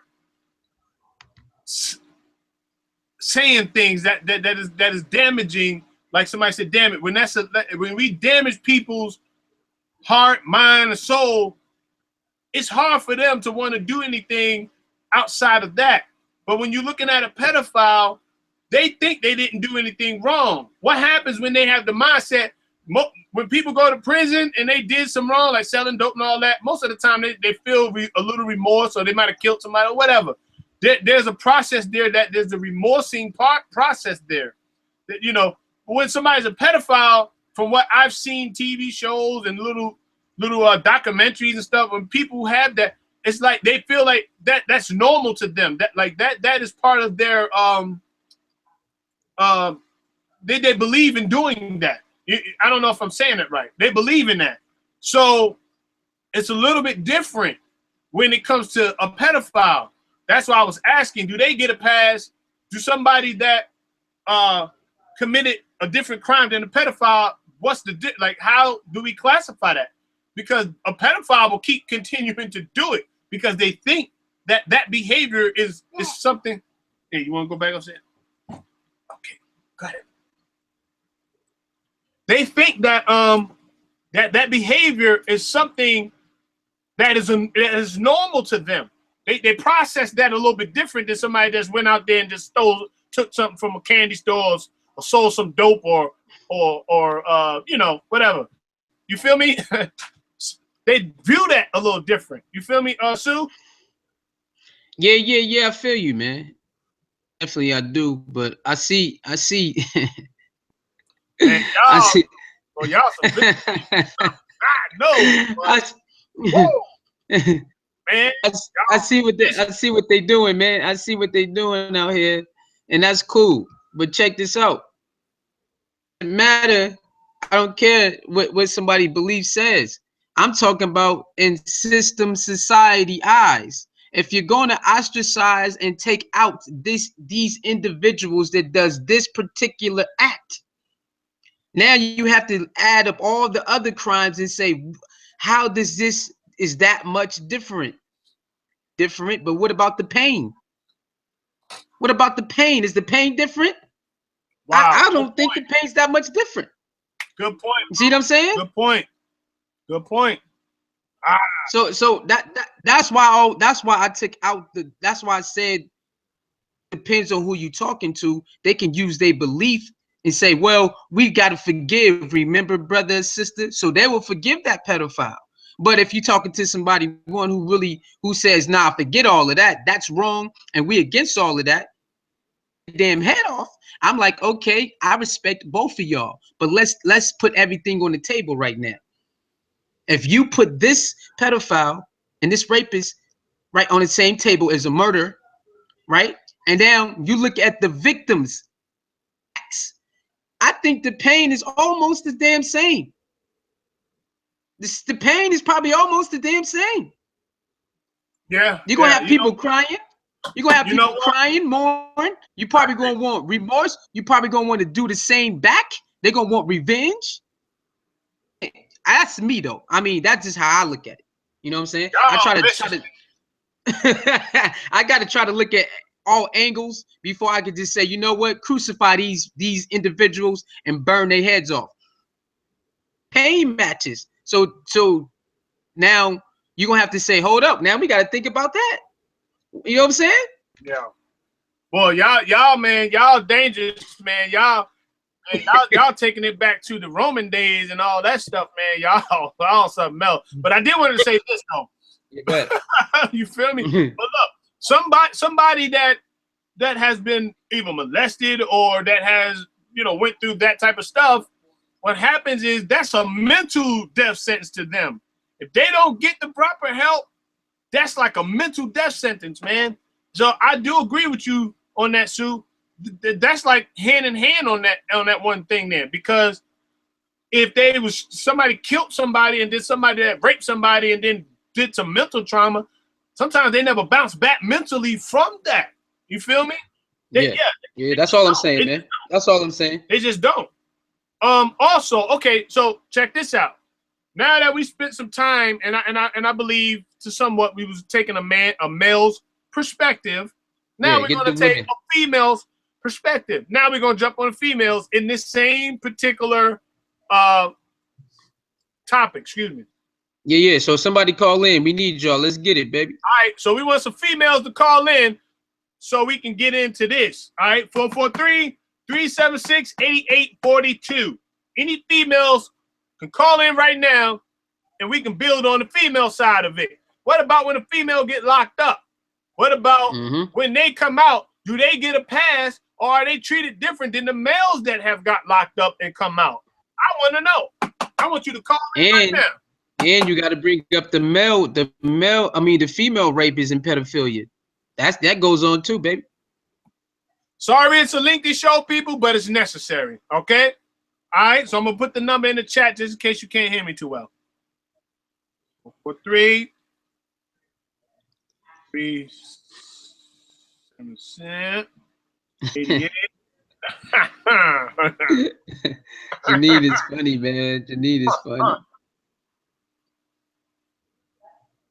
Yeah, she said she has no, and I understand. You've been giving your perspective up until this point, so Yeah, she good. Yeah, she yeah, good one. she good with it. So you know what I mean? Just from the outside. Okay, boom. Katouche, you gotta Where you listen, calling man. from, Come on, caller? baby. Hello, Hello, caller. Where you calling from? I'm calling from California. All right, cool. Give me what you got. Okay, I feel that when a female has been in prison for rape, Can you? Hello.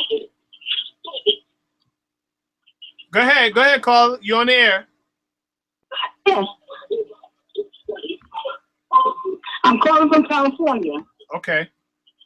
Hello, Yes, we can hear you. Go ahead, caller. yes, I'm calling from California. Okay. Yeah, I've never been locked up before, but in the past, listening to other females talk, they do get treated differently Hold on. all the time. When they get treated differently all the time. Caller, pull away from your phone a little bit so we can hear you a little bit clearer. Yeah, we want to make sure we hear everything you say so we can take what you're saying and build off of it. Turn your computer. If you have a computer, turn your computer off. I mean down or whatever, so we can hear you clearly. Nah, she just gotta pause her YouTube video. Pause your YouTube video or mute that or something, so you can be able to talk and we can hear you. It's too much background noises. Yeah, away from the phone.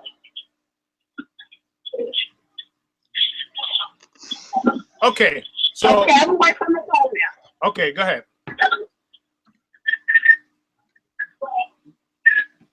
Okay. Okay, can you hear me now? Yeah, we can hear you. Go ahead. I don't know if it's here. Go ahead, caller. All right, we're gonna move. Can you hear me now? Yeah, we can hear you. Okay, great. I feel that a female, when they come out of prison, they are treated very differently. So women are treated. Yeah, I can hear you. Women are treated differently when they come out of prison. Yes, so they come out because they can't go to the job, and they put on application, and then they imprisonment. They take you to job. Why did you say that? Why do you say a female can't get a job when they come out of prison? Because it's just a stereotype. I mean, because when they try to talk blocks, and they say that they prison, they hold that up. They hold that against them. Even if McDonald's, they take their job. Burger King, they take their job. The basic job that they just get. Unless someone gives them a shot or tag. And today's time, they don't get it. Okay. Well, call back. We're gonna move on right now. I'm sorry because we really can't hear you too clearly, and I don't want to waste too much time just in case somebody else is trying to call in.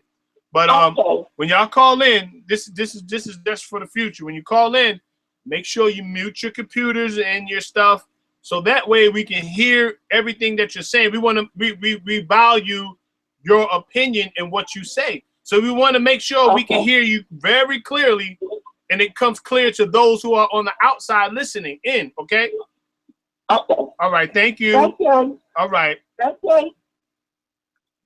Okay. So, do women get a pass because they have a feminine nature when it comes to the crimes that they do?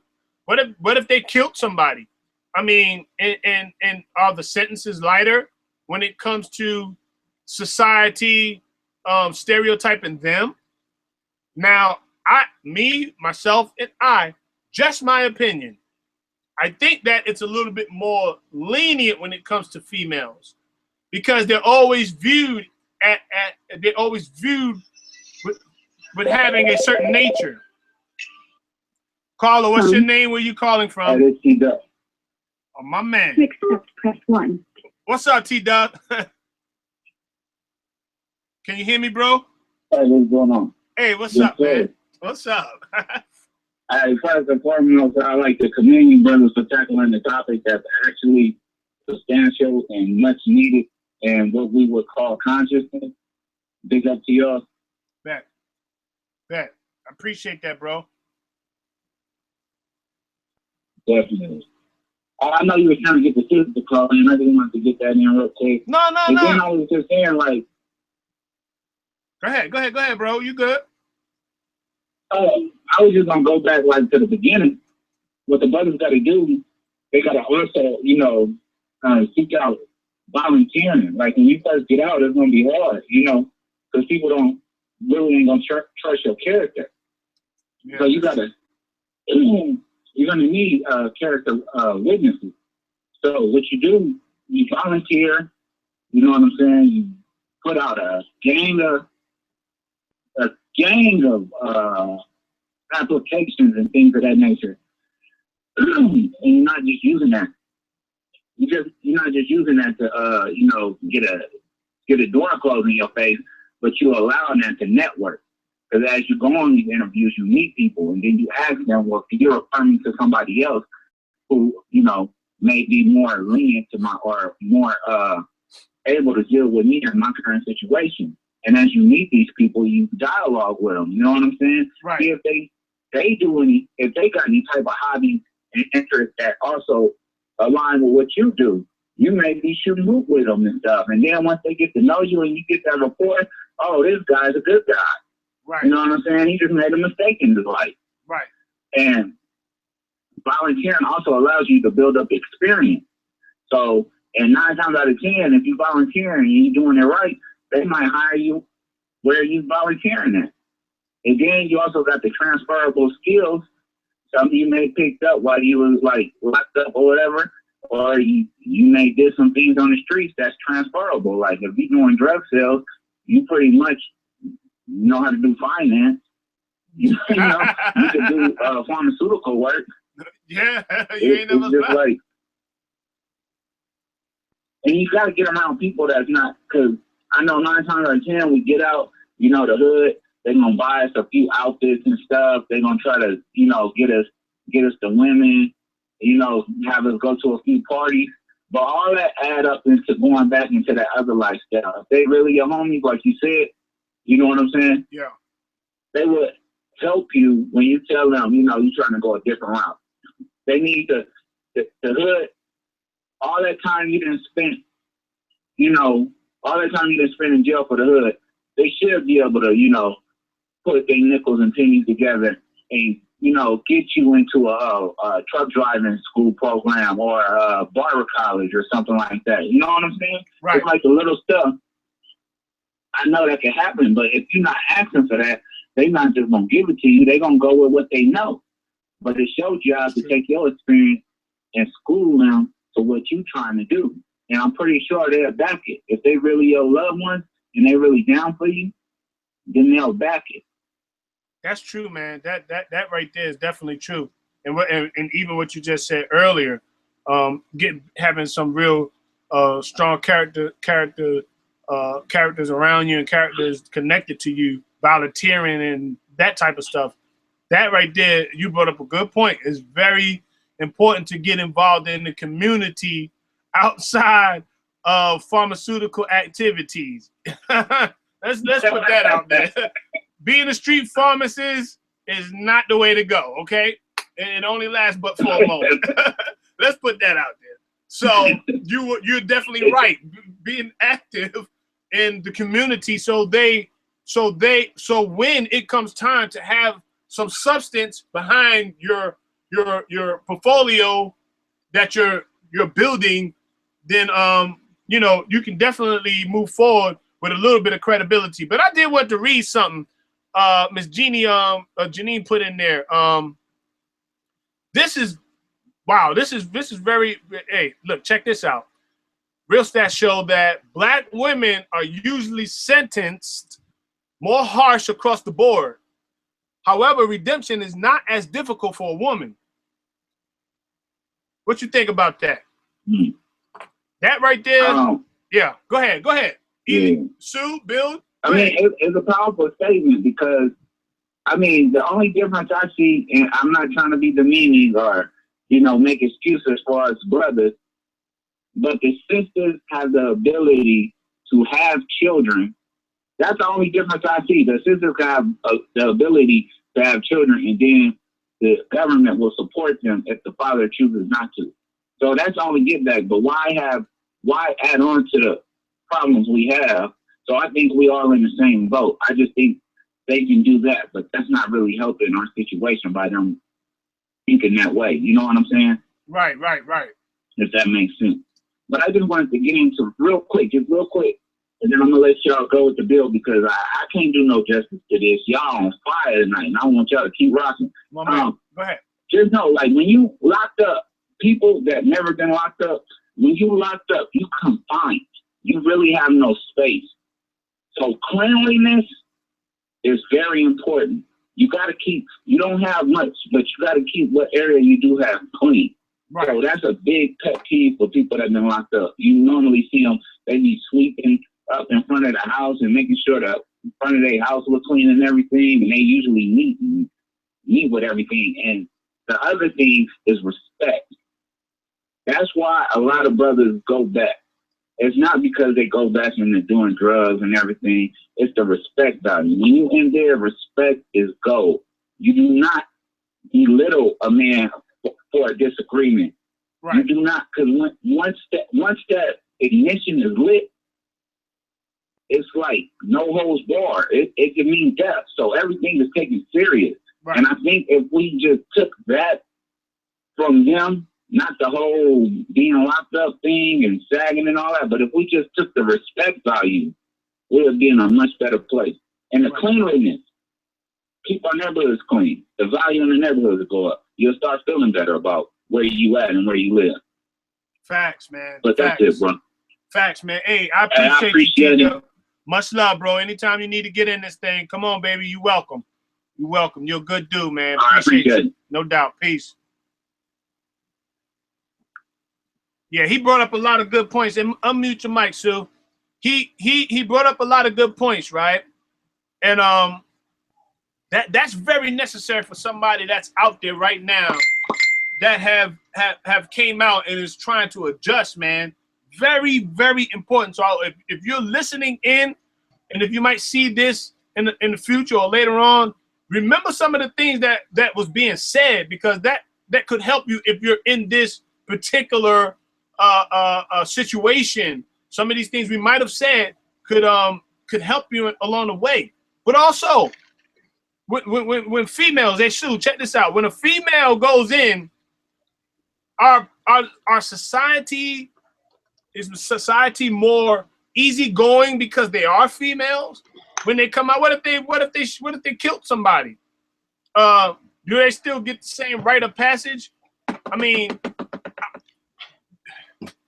because she got kids and stuff like that, are they more easygoing on her? I tend to think they are. That's just my opinion. I tend to think that they're more easygoing on a female, because if she got some kids, that's the first thing they're gonna say is, well, you know what? She did what she did. She did the time. She got kids. Versus a male, that's not really going to help him. And if he did that time, and he comes out looking like he's cracked up and he's all built up and he's ready to do some, I think he'll be judged more harshly by society than a female. Yeah, you know what? I don't really know a lot of statistics on this shit. I'm not the numbers. We're gonna have to call the homie RENEE for this. But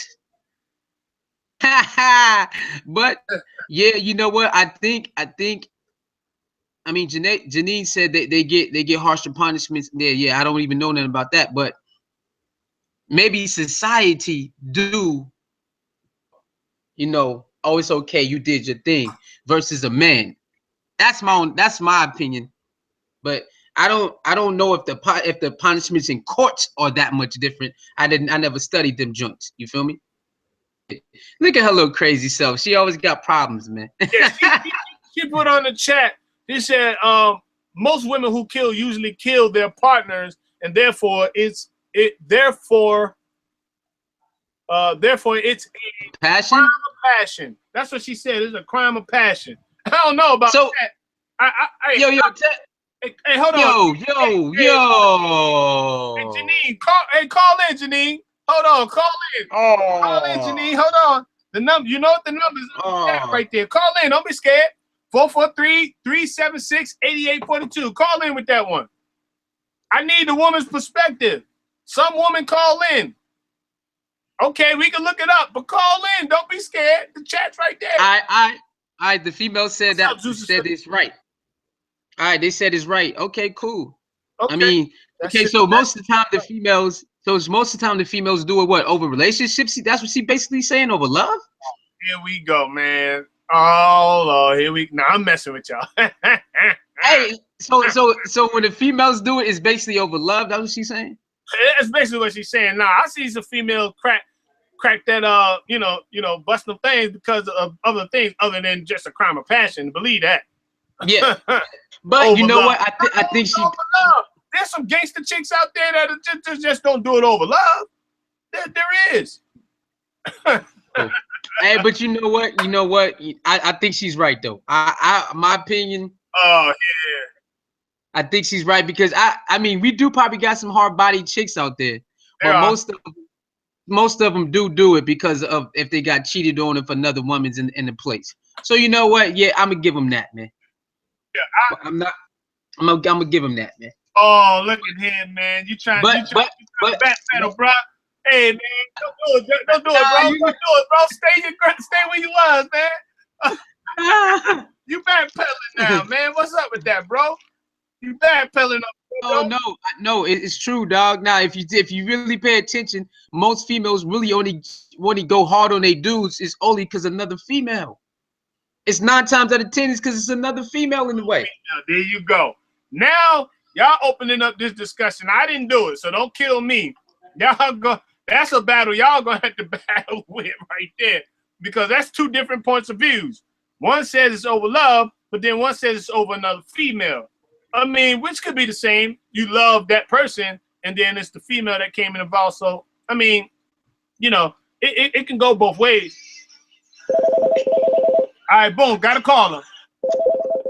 Caller, what's your name? Where you calling from? Janine. To accept, press 1. To send a voicemail, press 2. All right, what's up, Janine? I called you out. I called you out. Here you go. Okay, so my comments I left were majority of the women who tend to have violent crimes tend to usually report that they were in abusive relationships or they were partners to, i.e. like drug dealers or other people who were criminals. So in the attempts of the state to get the partner, the black male, they will punish this woman harshly and with more sentencing than like a white woman or a Mexican woman in that situation in an attempt for her to turn over that spouse or boyfriend or partner or whatever. But usually when women are in jail for killing, the higher percentage of the people who are in jail for killing are killing either the child's father, their partner in their relationship, or yes, a man and a woman, they cheating on whoever, and it was when it's an impulse like that because it's attached to a relationship, they are labeled as crimes of passion. So you're not going to get you get some empathy because it goes through the history of the relationship. Right. Yeah, I think that right there, what you said is true because I watch a lot of those crime shows and I'm into like those investigation shows and all that. So I'll sit down and watch that. And a lot of what you just said was true.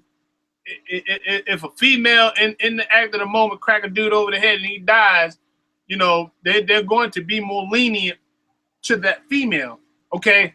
Now, when she comes out into society to readjust, it's going to be much easier. And I think you said this, it's going to be much easier for her to get back in line and get back into the work field than it would be for an individual male that did the same thing to get back in line.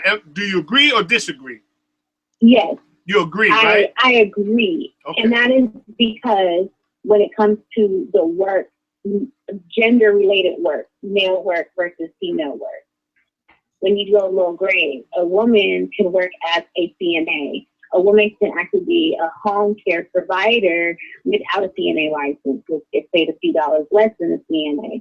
A woman can work at a daycare center, and a lot of times at women's facilities, they have rehabbing programs that help women transition for when they get out. So at my college, we have senior projects that you attach yourself to with organizations.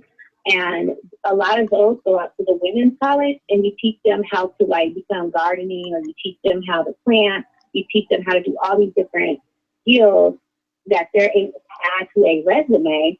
So when they, upon leaving on their last day of leaving the system, they have a resume. They have new sets of skills that are actually current. They haven't went 8 years with nothing.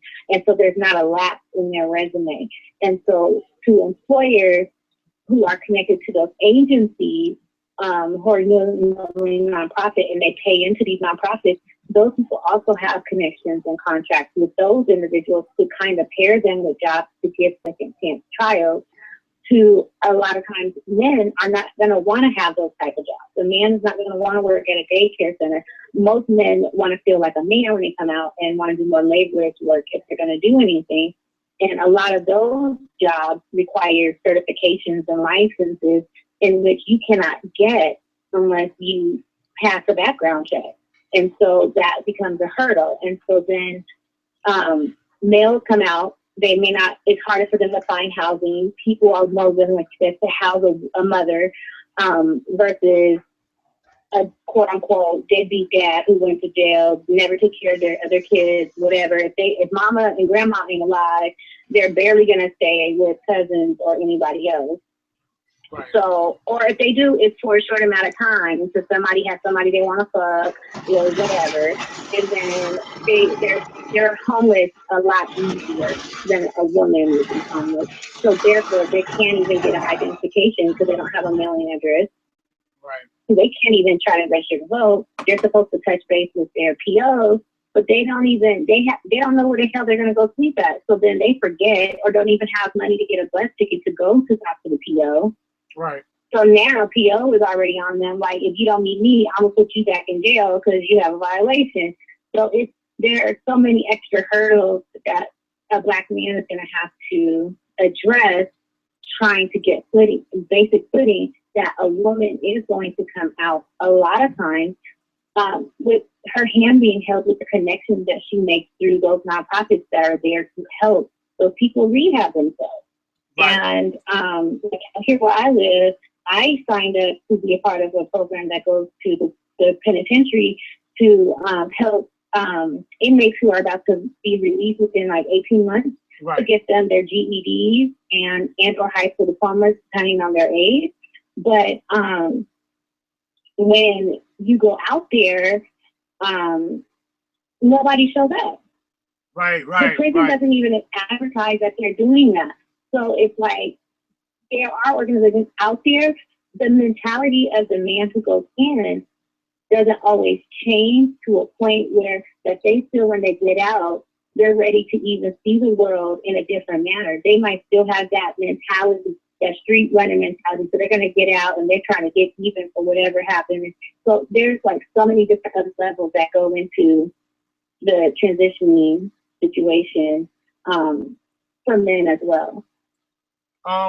One thing I wanted to mention, now that we said all of this and we went from the men to the women and we kind of like brought that forward, how can we that have a voice, that have platforms, that have people that are connected and tuning in, and those with the resources we have, with the ability through our channels, how can we be able to help those who are in transition and those who are struggling in this area? What kind of ideas can be brought to the platform to help somebody like this? Out of all of the scenarios we talked about, what do you think? I said something earlier, and I don't know if y'all caught it. Sue, I don't know if you remember it, but I'm gonna ask you that question, Janine. What do you think we can do with our platforms to be able to help somebody else outside of our talking? Do you think we should create another platform that is catered to somebody or those individuals that are in this particular situation? You can go ahead. I personally feel like I don't think we necessarily need an additional platform. Like I said, I'm a part of a program that helps people get GEDs and diplomas.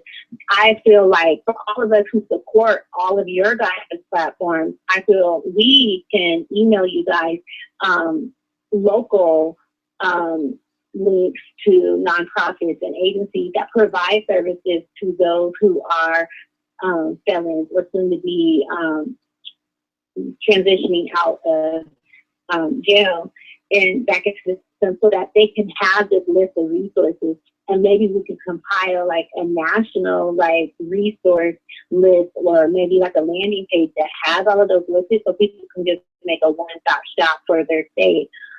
Because if we start looking and talking to people, there's so many agencies out there, and these agencies get grant money and have money to help individuals, but people are not attending and people are not going.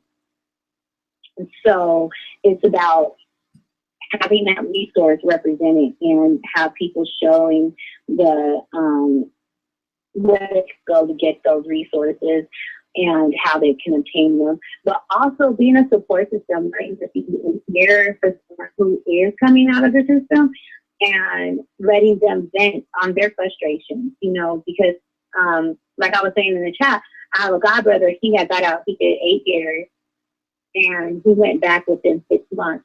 And first thing he said was, I don't feel respected out here. Nobody acknowledges me here.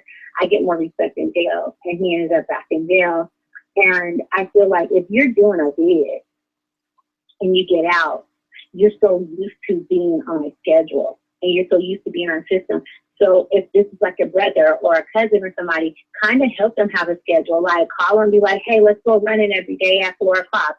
Let them have some kind of regimen so that they can still feel like some control and then gradually grab onto their independence as they're learning to live in this new world. Because for a lot of people, 10 years, hell, even 3 years, technology changes so much that they come back lost.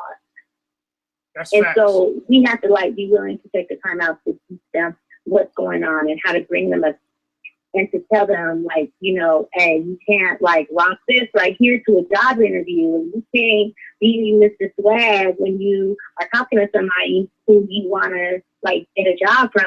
You have to do like this, like be willing to put in a little bit of time to encourage them to be successful, because we can give you all the tools, but then it's on them to make it through the interview. And if we don't teach interviewing skills, then guess what? They're not going to make it through the interview. So it's actually being a friend to somebody who's needing to go through that process. Yeah, that's facts, man. That's facts right there. So anybody that's interested in furthering this conversation, or not necessarily this conversation, but allowing their platforms to be a bridge for somebody that's coming out of prison, somebody that is in search for mental health, mental stability, and they want to be able to be involved in something.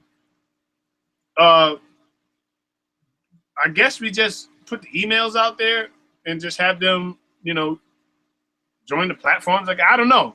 I'm just trying to figure out ways, man. What can we do to help, man? That's all, you know. I want to be a help to somebody that's in this position.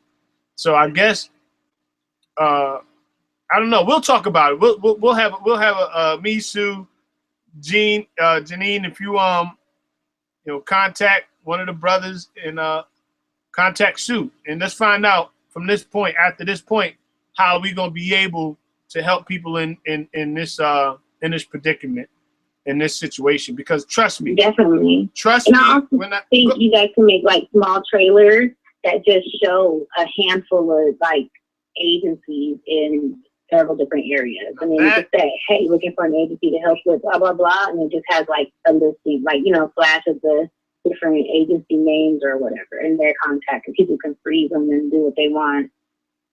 That's a good point. But I mean, That's a it's good just point. going to take a community to just kind of just invest in that. And do you really care? I believe, like I was saying, I don't personally have any jail experience. I just recently got my first driving ticket in April, and it was a picture one. If the police stopped me, I don't know how that would have ended. But, so I don't have that experience. But every one of us is touched by the prison industry complex system at some point, because we know a cousin, an uncle, a parent, somebody, a best friend, sibling, parent, cousin who's been in the system. So it's something that as a community, it takes a village, and we need to take ownership of that. It takes a village to uplift our whole community. So if we have, our cousins failing, and that's why yesterday I was getting upset in the other chat when they were calling people monsters, because that's dehumanizing them when you're doing that. And so how much better are we for what dehumanizing somebody, but then we turn around and say they need to do better? Well, you don't even think of that person as a human. So that's why I was trying to bring the humanity back into the individuals, even though what they're doing may be toxic, they're still a human, and there's a chance for rehabbing. So Right. that's all. I don't want to take up all y'all's time. All right, that's cool, man. That great build. I appreciate that. So we're definitely gonna this is not going to be something we're going to deviate away from. We're going to stay diligent and on this particular subject, and about how we can help inmates that and male and female inmates that have gotten out and that need that help with the transition. We're going to stay on this one. I'm telling you, we're going to stay on this one, because it's very, very important, because this is how you get the family to move in the right direction. It's not going to happen overnight. Of course, we know that. But any little step, any little ground we gain is positive for our communities, And the antagonizer said, I'm blaming the white man. I know he's joking with me, because I ain't not once blaming the white man, but I know he's joking. But so one more point too, though, before I go, sorry. But also, we can also, all of us who know employers who are felony friendly, we can make a list of that too. Excellent. Like that was my cousin that called in, my first cousin. He called in earlier and gave some real good insight on his experience. He did 30 months, he said. So he gave some real good insight, on the on the prison life, and then how it was for him when he came out and how he had to adjust. And that was very key, what he was saying. It's not easy. It's not easy. The transition is not that easy as people would think on the outside. Well, he just did his time, he's out. Well, he should be able to function right. What he was saying and I didn't know these type of things was happening to him, like being locked up in the hole for, what did he say? 10 months, something like that. That's a long, 10 months is a long time to be in the hole or whatever. That's crazy. I just can't fathom that. That sounds like some Alcatraz, China, you know what I'm saying? Like some real crazy stuff that shouldn't be happening in the States like that. But depending on the nature of the person and how crazy that person was, or what danger he may inflict on somebody else, maybe they had to do that. I don't know. But it's just crazy for them to then get out and then try to function after being, going through that mental stress. That's very difficult. So we definitely going to be working on this and going into this a little deeper. What you said definitely had some points and valid points to it. So we'll be in touch with you, sis. Of course. We'll be. Have a great night. Hey, I'm gonna hang up and listen. No doubt. Thank you. So appreciate the call. So there we go. That was a nice call. That was good. We had some insight on what other things we could do. She brought up some great points. And if we look beyond the surface, some people say, why have you did what you did to get into that predicament? Things happen, man. Things happen. People are not always on the same wavelength as other people. Maybe the background led them to it. Maybe desperation led them to it. It does not have to be, it does not have to fit my narrative. People on the outside think that because they think that way, you should be that way. Okay, if a person makes a mistake or their life is not like yours and they make the wrong turn, does not mean that's the end all and the be all. That's not it. Sometimes redemption is right around the corner for them. And they can make the next change or next step to being successful and to being a good, productive person in society, in today's society. Well, when your mouth get dry, like you're in the desert, or you get to fumbling over words, you know what I mean? But anyway, so we got to keep in mind, keep your peoples in mind. Hey, Sue, unmute your mic. Keep your family members in mind when it comes to this type of stuff. Hold up. No, go ahead. Unmute. What up? I want you to respond verbatim what I'm saying. So keep in mind, because that was my family member that went through what he went through, and that's my first cousin. I grew up with him in New York, like we was like kids, and right into middle school, high school, like we grew up. And I didn't even know once he went to jail. I knew all that, but I didn't know the experiences because I never really cared to ask. But because of what I was going through at my own time and all that good stuff. So think about this. How about we move forward and start to engage a little bit more into our families and not people on the street, because some people don't want you in their business and they might lean on you and it might cause a problem.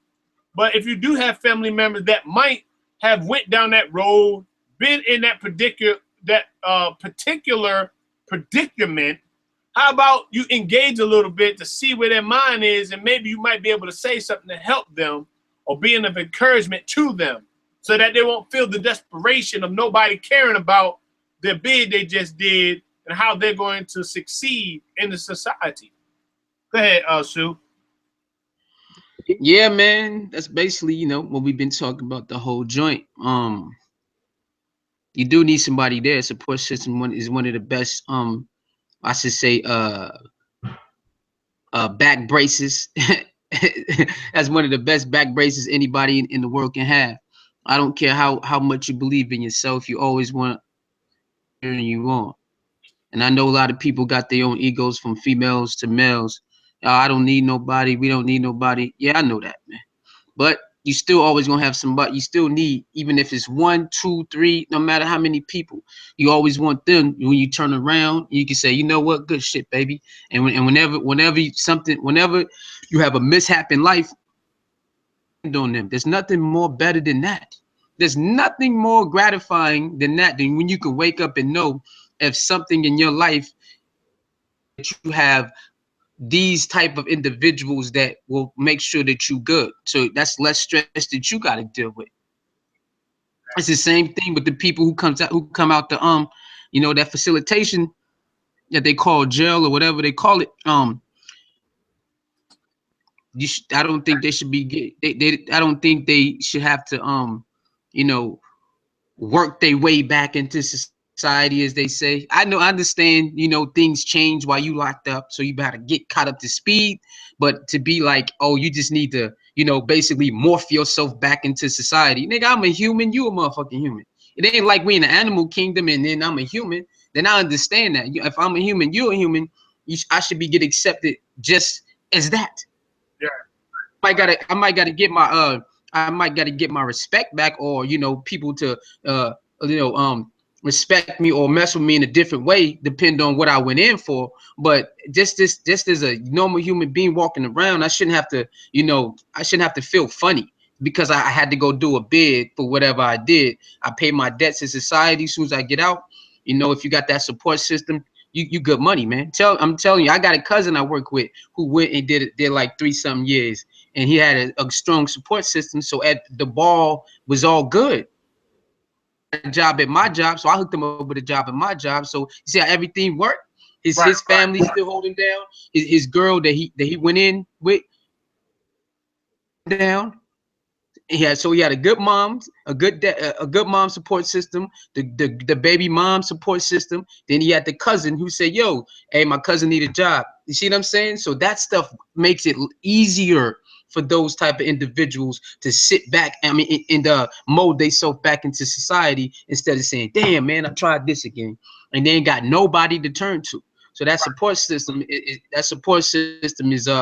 is A1, man. I don't care if you got $3 million to $3, you still need that support system, man.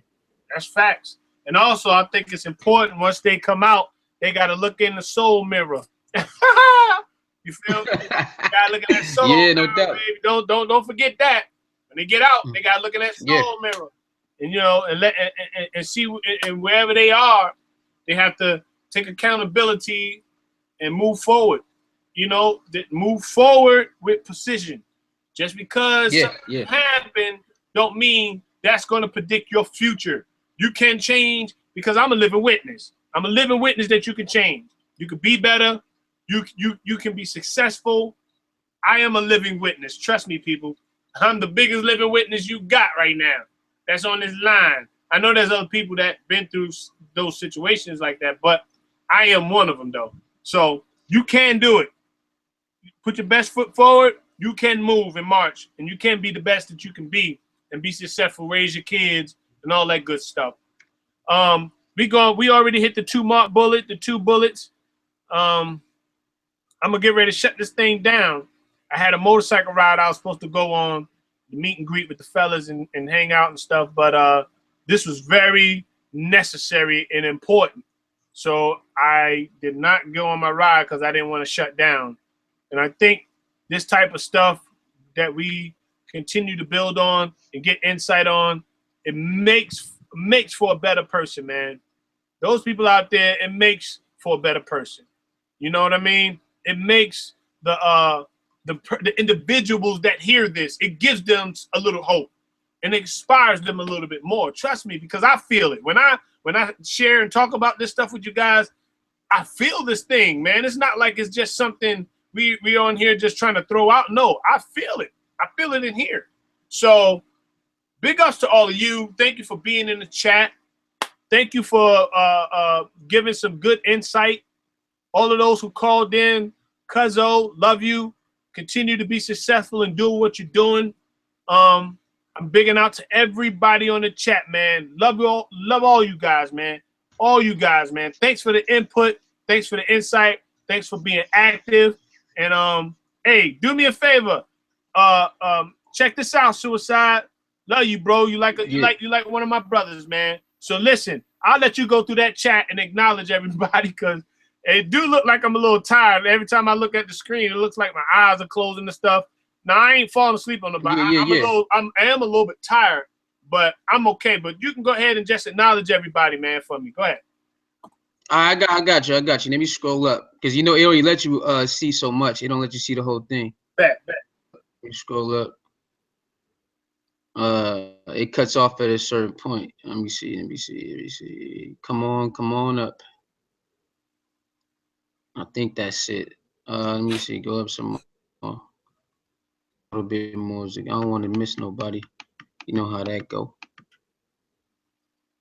Back down. Go back down. You got. Damn, why is it doing that? You know how my thing be acting up. Let me do it from the phone, man. Let me do it. Yeah, you know, this thing be playing games on me, man. Let me do it from the phone, man.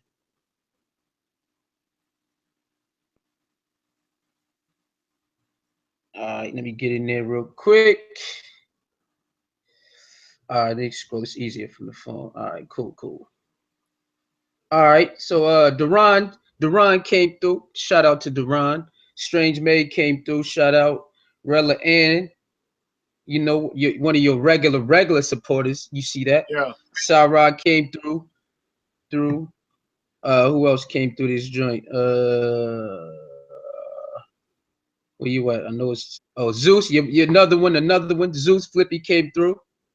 Janine Morales came through. Shout out. Peace to all y'all. And then T Duck. Yeah, T Duck came through. Then you had Uncle Shook came through too. Those That's what's right up, there. man. That's what's up, everybody. Oh yeah, no. What is that one lady? It was a new one. Her name like Maya or something. I It was don't like know. Maya. Yeah, it was like Maya. And then Bismillah Rabbani came through too. I remember that. Yeah. No doubt, Rabbi. I apologize. I don't want to miss nobody because everybody's important on this channel. Everybody is very important to me, and I believe what you have to bring to the platform could be a help and to be an importance to somebody else. So I don't want to overlook nobody. Let me try to find that one. Okay.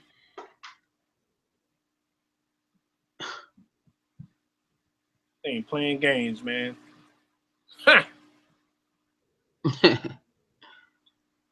Yeah, I don't see what you're talking about. But anyway, if we missed you, we apologize. Okay, I'm not. Oh, we missed somebody. Oh yeah, Katouche, my bad. Yeah. Yeah. You know, sometimes it happens, man. Yeah, I'm not trying to miss nobody. Trust me, we want to acknowledge everybody because big or small, high, slow, whatever you want to call it, you play a major part in this platform, and I'm very grateful for everyone that comes on this platform and give a little bit of themselves, a little bit of their time. It's valuable, it's needed, and I appreciate it. Thank you so much, everybody. Also, support, like, share, thumbs up, support Suicide 29. You go subscribe, share his videos, and also Logic, who came through the building briefly. Support, subscribe, and share. We're trying to build something here, okay? We're trying to build some substance that we all can go back and say, you know what? At that period of time, we was doing something, not just talking, but doing something. So eventually, we got something in the making now. Trust me, y'all. This thing we got that we about to bring out is something very powerful that y'all going to enjoy. Okay, y'all going to enjoy what we got in the makings. So stay tuned to this. Y'all going to enjoy this one. So I just don't want to spill the beans because I'm excited about it. But believe me, that what we got coming for y'all, that's going to be something y'all going to love. So I'm going to keep it there before I start going into and blabbing my mouth and going into something real deep, you know? So thank you. Thank you, everyone. Strange Maid, all of you guys that came through. All of y'all just do y'all thing. I want y'all to have a good night. Get y'all rest. See you tomorrow. Got another great build. Hey, Sue, I'm gonna holler at you later, bro. All right, man. You finna take a nap, right? Yes, sir.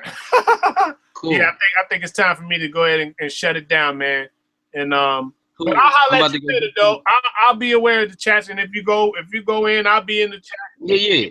I'm about to get something to eat real quick. Then I'm about to cook somebody's souls real quick. Then we out of here. No doubt, man. Peace and love to everyone. We out. All right, one baby. Yep.